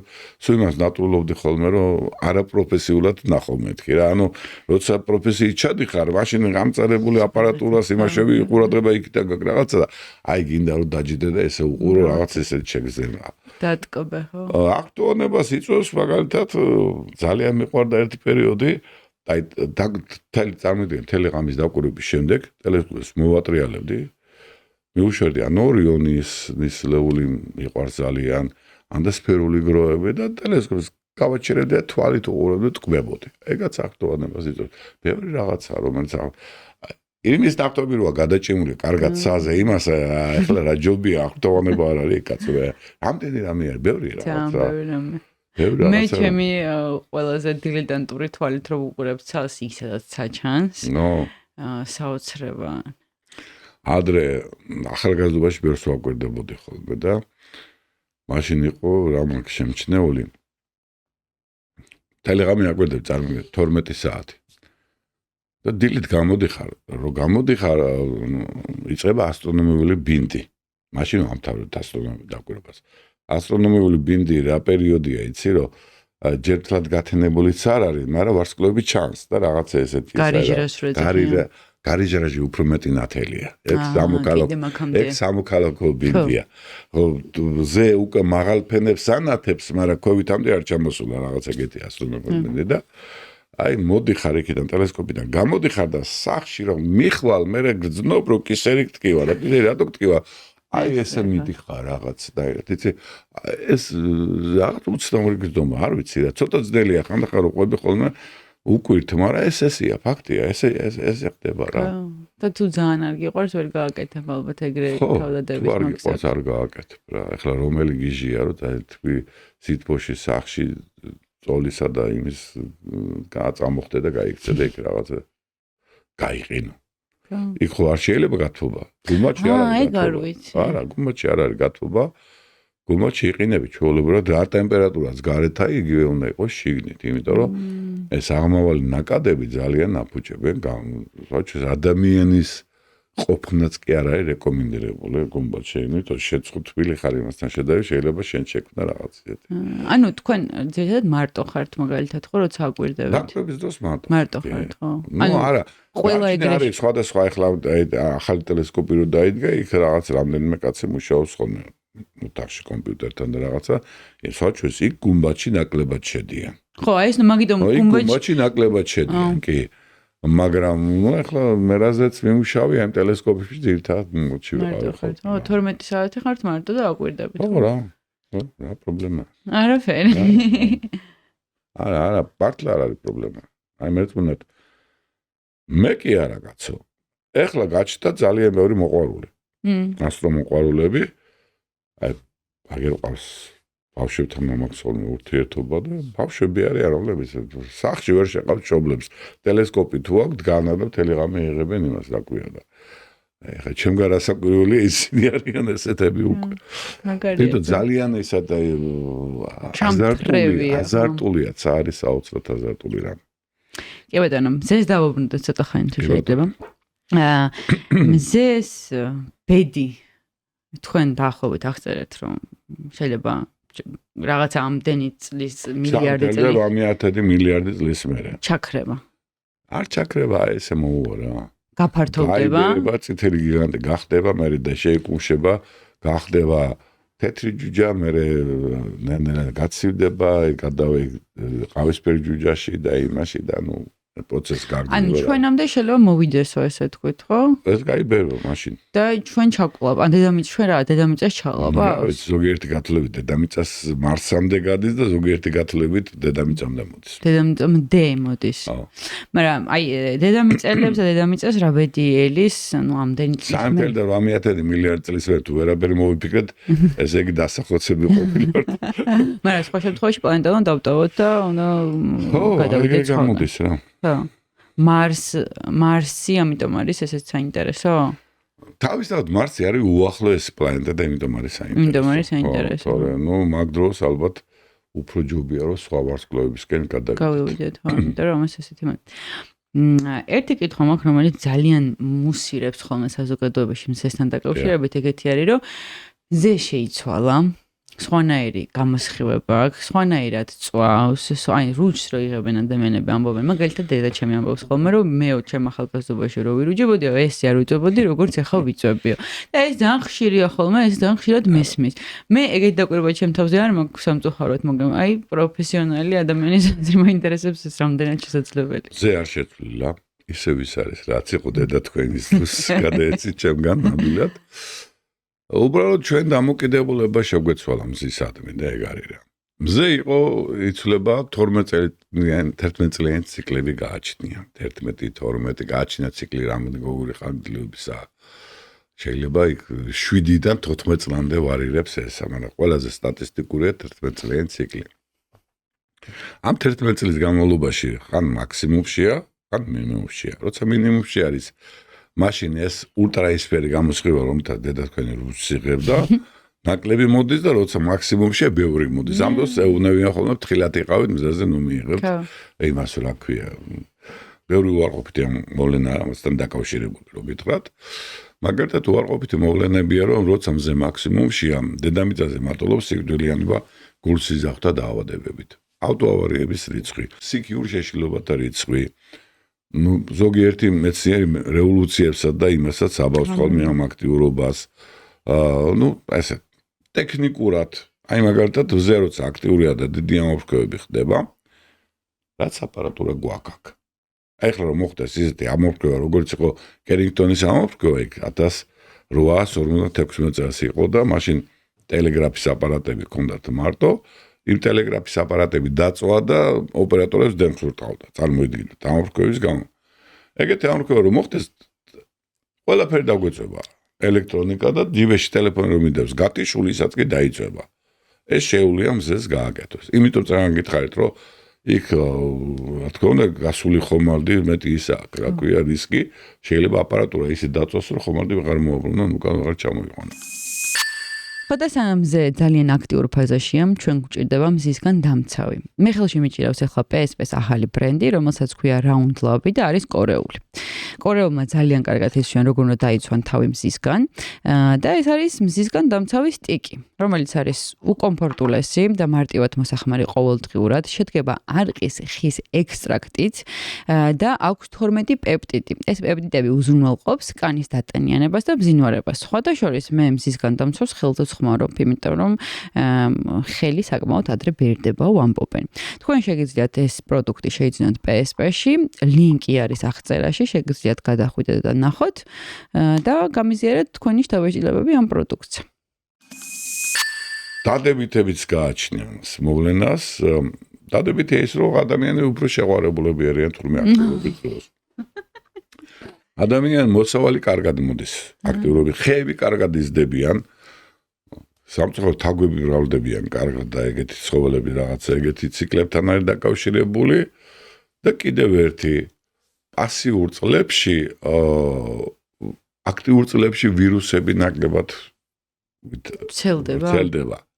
სხვათაშორის ბოლო აქტიურ წლებში პასიურ წლებში კარგად ვრცელდება და აქტიურში ნაკლებად ეტყობა ულტრაისფერის გამო ეხოცებიან ვირუსები.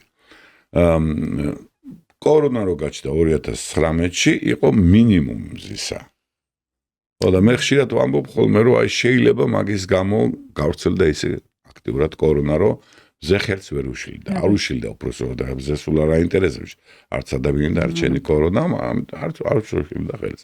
და მაშინ ვამბობდი მახსოვს რომ მეთქი ნუ გეშინიათ 25-ში იქნება მაქსიმუმი და აი მზე მოული ჩვენ თუ ვერ მოვუღრეთ კორონას. და მართლაც ნუ კორონა აღარ არის კორონა ისეთი კორონა რა. და ეხა ვართ მაქსიმუმში? 25-ში შარშან ვიყავით მაქსიმუმში, მაგრამ ერთი უცნაური ის არის რომ ეხლა თითქოს ქვევით მიდის, მაგრამ მაინც ძალიან აქტიური ბევრი ლაქები და ბევრი რაღაცები ეგეთი. ანუ 12 წელი, ესე იგი 11 წელი უფრო. 11 წელი მინიმუმიდან იწყებს მაქსიმუმად და ეხლა ანუ 25-ში იყო მაქსიმუმი და ეხლა ნელ-ნელა ჩამოიდეს ხო? კი, მე უნდება ხოლმე 4 წელი დაშვება, 7 წელი ასვლას, 4 წელი დაშვება, რაღაც ესეთი ციკლებია. ანუ მინიმუმი რამდენ ხანში გვიწევს? მინიმუმ მოგვიწევს 4 წელიწადში დაახლოებით. ეს სტატისტიკურია, ეს არ არის ზუსტი გათვლებით. მაგრამ აი ვირთხების გრაფიკები რო აიღოთ ესე, აი ესეთი გრაფიკებია სულ. ხო, მაგრამ მე ეხლა ჩემ გონებაში ხო ხვდებით რა დატრიალდა რომ მინიმუმში ესე იგი კიდე რაღაცას ნოველოდოთ. მინიმუმ ვირუსებს. შეიძლება რა ვიცი. და აი იცით რა რამენაირად თუ შეგიძლიათ ამახსნათ ვირთხების გამრავლება მაგალითად მზესთან რა კავშირში? თუ ადამიანების შეყვარება რა კავშირში იგივე მოძდით ვირთხებსაც ეთყობა შეყვარებულები. ხო რა. მაგრამ რა კავშირშია ადამიანების შეყვარება? რას იძლევა ეს? ეგ ფსიქოლოგებს და იმათ უფრო იციან ალბათ. ჩვენ უბრალოდ სტატისტიკას ვიძლევთ ესეთი რაღაცა ხდება. აი ესეთი ადამიანის რეაქცია შენელებული აქტიურობის დროს. რეაქცია შენელებული. აი ავტოავარიები მაგით იხსნება. ხო, რომ რეაქცია უფრო შენელებულია. გაღიზიანებულები არიან ადამიანები კიდე. და მაგით შეიძლება ახსნა რევოლუციები რატო ხდება. სადაც სოციალურად რთული პირობებია, მზე უმატებს თავის გაღიზიანებას და ხდება რევოლუცია. მაგრამ სხვა ახლა ისეთი აი ცოტა ყველგან ახლა ზე კი არ აკეთებს მაგას კაცო მანზე რაღაცა პატარა ბიძგს აძლევს რამ ხელა კავშირი გვაქვს საოცარი კავშირი გვაქვს კოსმოსთან ჩვენ ახლა აი ესეთ უცნაურ რაღაცას მოგიყვებით რომ ჩვენთან აბასთუმანში აღმოაჩინეთ ერთი უცნაური მოვლენა აბასთუმანში წვიმა მოდის მაშინ როცა galaktikuri კოსმოსური სხივების რაოდენობა მატულობს კარგად ამიხსენით როგორ არის აი galaktika ჩვენი galaktika ხო იცით კოსმოსური სხივები მაღალი ენერგიის ნაწილაკები მოდის მზიდანს და galaktikები როცა მზე აქტიურია მზე ბლოკავს galaktikურ კოსმოსურ სხივებს და ისინი ნაკლებად მოდიან ჩვენთან მაგრამ როცა მზე პასიურია მოდი გადავიდეთ პასივში გადავიდეთ მზე პასიურია როცა galaktikuri კოსმოსური სხივები უფრო მეტი მოდის აბასთუმანში მოდის წვიმა ეხლა მარტო აბასთუმანში კი არ მოდის მაგდას წვიმა მოდის ბევრ ადგილას მაგრამ აბასთუმანი აღმოჩნდა ის ადგილი სადაც ჩვენ ამის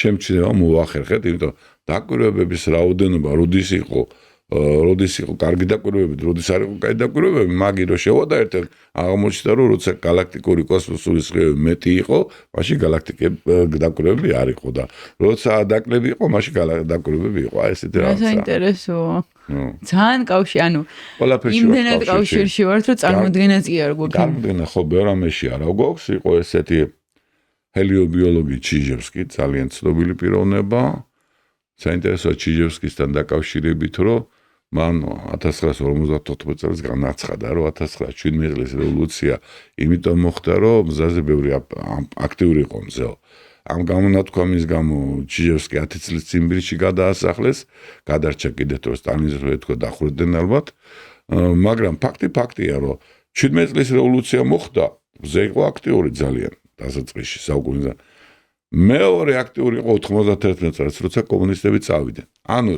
კომუნისტები მოვიდნენ და წავიდნენ ზუსტად ორი მზის აქტიურობის დროს ეგეთი რაღაცები ეხლა და ის ჩიჟევსკის ბევრი რაღაცა ქონდა ეგეთი მაგალითად ამბობდა რომ შედედებადობა სისხლის იცვლება მზესთან მიმართ ერთად იქ დონეზე ასტროლოგიაზე არ მიიყვანა თქონდა ხლა რასაც ვიტყვი ის ამბობდა რომ აი იმის და მიხედვითო დაახლოებით როგორი აქტიურია მზე შეიძლება იფიქრო როგორი დაიბადება ბავშვი მომავალ ფერზიმე იმიტომ იმას ლოგიკურად ქონდეს ყველაფერი ახსე ფერზიმე ქალის ორგანიზმი არის კარგი მიმღები ორგანიზმი ესე აპარატურა ასე ვთქვათ აი ესეთი მოვლენებისა და შეიძლება იმ ბავშვს იმოყვინა აი მაგას გულისხმობდა ის ანუ სადაც აი მაგრამ ასტროლოგია მე მაინტერესებს თქვენი აზრი ზოგადად ასტროლოგიასთან დაკავშირებით იმიტომ რომ ეს ასტროლოგია გახდა ისე პოპულარული რაღაცა მიმართულება მარტო საქართველოში კი არა მთელ მსოფლიოში ესე იგი ადამიანებს უკვე ფსიქოთერაპევტიკები კი არ ყავთ ასტროლოგები და ისინი უთვლიან რას როგორ და რანაირად მეცნიერებას არ დამოკიდებულება აქვს ასტროლოგიასთან დაკავშირებით მე ცუდი პირდაპირ გეტყვით მაგრამ არიან მეცნიერები რომლებსაც აქვთ კაი დამოკიდებულება ასტროლოგიასთან გააჩნია თვითონ ასტროლოგი როგორიც ის ასტრონომია ჯერათ ისეთი სულელებს ამბობენ ხოლმე რომ აი შოკში ვარდები მეთქი აი ესეთი რაღაცა რო გარიცი და რაზე ლაპარაკობ მაგალითად ერთი რომ მითხრათ რამე რომ რაღაც გაიგოს სისულელე რა არის. იმიტომ რომ ანუ ისე გვარებიც და სოკოები მივხვდით ამაზე ყველანაირად მაგრამ ნახეთ სოკოებით გამრავლდნენ ეს ასტროლოგები და ისეთ ხალხი ანუ იმდენად შეიშალა მართლა ამ ყველაფერზე რომ შეიძლება ერთი დღეს სახელიდან არ გამოვიდეს იმიტომ რომ რაღაც არის აი რაღაცა სიგიჟეები არის ესე სტომატოლოგი და ვიღაცა მივინა და უთხრეს რომ დღეს კბილს ვერ დავიპლომა იმიტომ რომ ასტროლოგი მირჩიაო რომ კბილის ეგვიპტე არ მიხვდა აი საიკითხე და ასტრონომია რა რაღაცა ასტრონომია საიკითხე კი ბატონო დაიჯერე შენი ასტროლოგიის მაგრამ ასტრონომია საიკითხე ცოტა რა მაგრამ აი ნახეთ მზეს თუ ამ ხელა გავლენა აქვს კი აქვს რაღაცა სხვა პლანეტებსა თუ არა აქვს გავლენა პლანეტებსაც აქვს ალბათ გავლენა მაგრამ ისეთი მცირე როა ესე რა ეგეთი კვილი ამტკივდა და ამიტომ ექიმთან არ მივიდა ეს არის აბსოლუტური უაზრობა მაგრამ ის რო ეგ ასტროლოგიაში რა არის რომ როცა დაიბადები შენი დროის რაღაცის მიხედვით გმართავს ეს პლანეტა გმართავს ის პლანეტა იყო ესეთი გენიალური მეცნიერი კეპლერი მართლა საოცარი მეცნიერი იყო მე ვთვლი რომ ერთ-ერთი უდიდესი ასტრონომი იყო და იმაზე აგებული დღევანდელი მეცნიერების ნახევარი. მაგრამ თუნდაც ეს არტემისი რო გაფრინდა, კეპლერის კანონებით გაფრინდა. როიცოდეთ. რომელიც იყო ასტროლოგი და ასტროლოგიით აკეთებდა ფულს, მაგით ცხოვრობდა, მაგრამ თავისთავად მე ახლა ის არ ვიცი როგორი მეთოდები და რა. მაგრამ დღევანდელები რაღაცებს რო ამბობენ, ისეთ უაზროებს ამბობენ, რომ გიждები. ხო. აი შეიძლება გამოვიდეს და თქვას, ოღონდ თავისი გაიყვანოს რა. კაი, არ მინდა ახლა.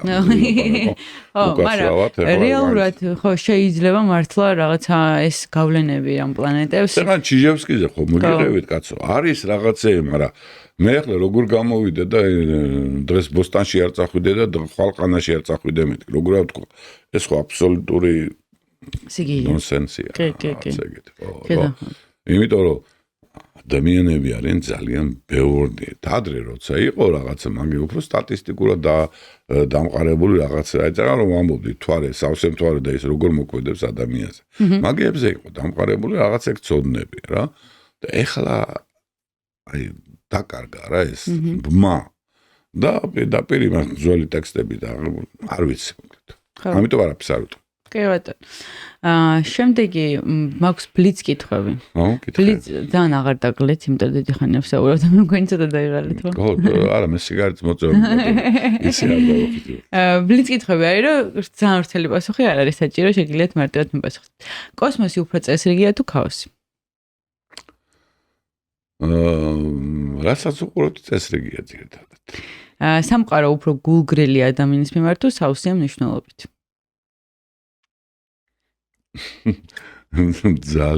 ძალიან არაემპათიურია. უკაცრავად ცუდი სიტყვებით არ ვიტყვი. ხო, ფეხებზე კიდია. ხო რა, ეგრეა. სამყაროს ახლა არის ეგეთი ადრე მქონდა გაზიარებული ძალიან კარგია. ანდრომედას გალაქტიკა. ანდრომედას გალაქტიკა ჩვენ გაითვლით ერთ-ერთი ვარიანტი ჩვენზე დიდია. და ქვეშუწერია. შენ ფიქრობო, რომ აი ამის შემქმნელსო ძალიან აინტერესებს შენ რა სჭამდა ვისთან გძინავსო. აი ეგეთი რაღაცაა რა. სამყარო ისე დიდია. როგორ შეიძლება მე ვიფიქრო რომ იმას რაღაცა ჩემ გარშემო ტრიალებს რა. ეგ არის აუცილებელი ეგოცენტრიზმი. კი, სუსტად გეთახმებით. რა უფრო რთულია სამყაროს გაგება თუ საკუთარი თავის გაგება?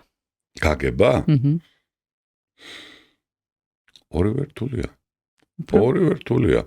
უფრო რთული არ ვიცი. აგი არ ვიცი პასუხი. კი ბატონო. უსასრულობა უფრო მშვენიერია თუ შემაშინებელი? ეგ ცოტა ისეთი საკითხია, იცი რა არის?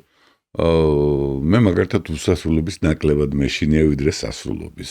აი ხანახან რო წარმოვიდგენ ხოლმე რომ სამყარო სასრულია, ცოტათი ის მემართება რა ქვია. არ გინდათ რა ეგრე. ხო, კლაუსტროფობიის მსგავსი რაღაცა. ხო, უაზრობა სამყაროს, მაგრამ მაგ ეგეთი შეგრძნება, მაგრამ მიჩვენია რომ ხო აი იყოს და ის სული იყოს და იყოს ყველგან და ყველაფერში რა ეგეთი რაღაც. კი ბატონო. როცა ცას უყურებთ, ან თქვენ უყურებთ, რეალურად ზოგადად თქვენ არა, თქვენ სხვა თვალით უყურებთ ახლა, მაგრამ აი რო წარმოვიდგინოთ რა ჩემი თვალით ან ერეგლის თვალით უწდება. როცა ცას უყურებთ, რეალურად რას ვეძებთ იქ? ცოდნას, საკუთარ ადგილს იქ თუ აი რას ვეძებთ? გააჩნია როგორი თვალით უყურებთ. სხვა ჩვენ ცოდნასაც ვეძებთ, საკუთარ ადგილსაც ვეძებთ და ყველაფერს ვეძებთ. ცაში არის ძალიან ბევრი რაღაცის პასუხები. პასუხებს ვეძებთ ამ იმაზე რა. და ცა ხალხო უფრო მეტად ვართ ჩვენ ცით მოსულები, ვიდრე ჩვენ გონია. აი ხშირად ვეუბნები ხოლმე ჩემ სტუდენტებს. საათი ხო გაქვთ იქ? დაუშვათ გაქვთ. ისაც ხო იქიდან არის ჩამოსული. კვირაში რომ 7 დღე გაქვს, იქიდან არის ჩამოსული. რაღაცეები შენი ის რომ პლანშეტი რომ მუშაობს ისაც აი იმის გამო გაკეთეს პლანშეტი რომ კოპერნიკმა აღმოაჩინა და გეოცენტრული სისტემა და დედამიწა დარბიზის გარშემო და არაფერი თოცხნებით იული დღესაც რაღაცეები აი გაცილებით მეტი რაღაცით ავართ ჩვენ სამყაროზე და თუნდაც ასტრონომიის დავალებულები ვიდრე ჩვენ გონია მართალია ყოველდღიურობაში ვერ ხედავთ აი GPS-ები და ეგ ხო თავისთავად გასაგებია ეს Google Map-ი და ეს ყველაფერი ეს არის სუიქიდან რა კი რო წარმოვიდგინოთ აბსოლუტურად ეხლა თქვენ დრო ახსენეთ თუცა ბლიც კითხვიდან უნდა გკითხოთ კალენდარი რო შევქმენით ნაკიანი თუ რატო გავაკეთეთ იმიტომ რომ ერთ შემოვლას დედამიწა ანდომებს ზის გარშემო 365 დღე, 5 საათი, 48 წუთი რაღაცა მოკდა ეგეთ ზეპირად არ მახსოვს ახლა წუთები და წამები მაგდენი. ანუ ყოველ 4 წელიწადში ერთხელ მე-4 გროვდება და გამოდის ერთი დღე და ის ნაკიანი დღე არის ერთი დღე. და ყველა ამას თუ არ ჩათვლი, გამოგივა კალენდარი აირევა და ამიტომ არის გათვალისწინებული ისეთი დღე. მაგალითად არსებობს კონსპირაციული თეორიები და რაღაც ესე გიჟები ეწე. მიუხედავად ამისა კიდევ არის 400 წელიწადში 3 დღე გროვდება. აი ამ 3 დღემ გამოიწვია მე იულიუსის კალენდრიდან გადასვლა გრიგორიანულ კალენდარზე და ძველი სტილი და ახალი სტილი რასაც გვედავებიან ეგარი. ეს არის ჩვეულებრივი დაგროვება, მეტი არაფერი. და ისე რომ აი ხანდახან მე მაქვს ხოლმე მაღაზია ისე რომ ჩვენ თუ გვინდა რომ შობა ნამდვილად ის დღე აღნიშნოთ, სადაც იყო დედამიწა შობის დღეს, მაშინ 2000 წლის წინ და 25 დეკემბერს მაშინ არის ეს ზუსტად ის ახალი სტილი და არა ძველი სტილი. მაღაზია ხა ვიჭედებით ხოლმე რა აქვს. ეს უკვე თავიანთი საქმეა. კი ბატონო. თუ ყველაფერი კოსმოსში ცვალებადია, მაშინ რა არის მუდმივი? სინათლის სიჩქარე მხოლოდ, მეტი არაფერი არ არის, მართლა ეგრეა. კი. ჯერჯერობით სინათლის სიჩქარე ვაკუუმშია მუდმივი. სხვა ყველაფერი ცვალებადია. არის თუ არა ცოდნა თავისუფლება თუ მხოლოდ უფრო ღრმა გაურკვევლობის კარიბჭეში შევდივართ? კარგი რამეა და ისა რა ქვია გაურკვევლობის კარიბჭეში რატო შედიხარ? შეიძლება რაღაცას იკვლევ, მე გაცილებით მეტი კითხვა გებადება, გასაგებია, მაგრამ მე რა თავს გძნობ, რომ აი რაღაცა კარგად იცი. ამიტომ კი ბატონო. რატომ აქვს ადამიანის მოთხოვნილება, რომ საკუთარი ადგილი იპოვოს სამყაროში? უნებრივად ალბათ. რომ დავიბადეთ, ახლა გავაჩნია ცნობის მოყვარეობა, ახლა გააჩნია აზროვნების უნარი, უნებრივად ეს მოთხოვნილებაც ექნება, რომ იპოვნოს რაღაცა ადგილი სამყაროში, გაარკვევს ვინ არის, საიდან დაიბადა, რატო არსებობს, სიცოცხლე როგორ წარმოიშვა, ყველაფერი ჩვეულებრივი ის არის ალბათ. ჩვენი ცნობის მოყვარეობის გამო. ეს მობლიცად ეგრე გიპასუხებ ალბათ. ბოლო კითხვა ბლიცში რომ რა უფრო გასაოცარია თქვენთვის რომ სამყარო არსებობს თუ მასში არსებობს არსება რომელსაც ამის გააზრება შეუძლია? არც ერთი არ არის გასაოცარი. რატომ ეს ერთიო სამყაროს უსასრულობა და მეორე ადამიანის სისულელე. ეგეთი ის არის პარალელი შეიძლება უცებ გამახსენდა, მაგრამ გასაოცარი არაფერი არ არის რა. რახან უიაზრებ, ესე იგი შემიძლია. რატომ უნდა გამიკვირდეს ეგა? და რო არსებობს ის ფაქტია. ამიტომ მე უფრო პრაგმატულად ვყურებ მაგას რა.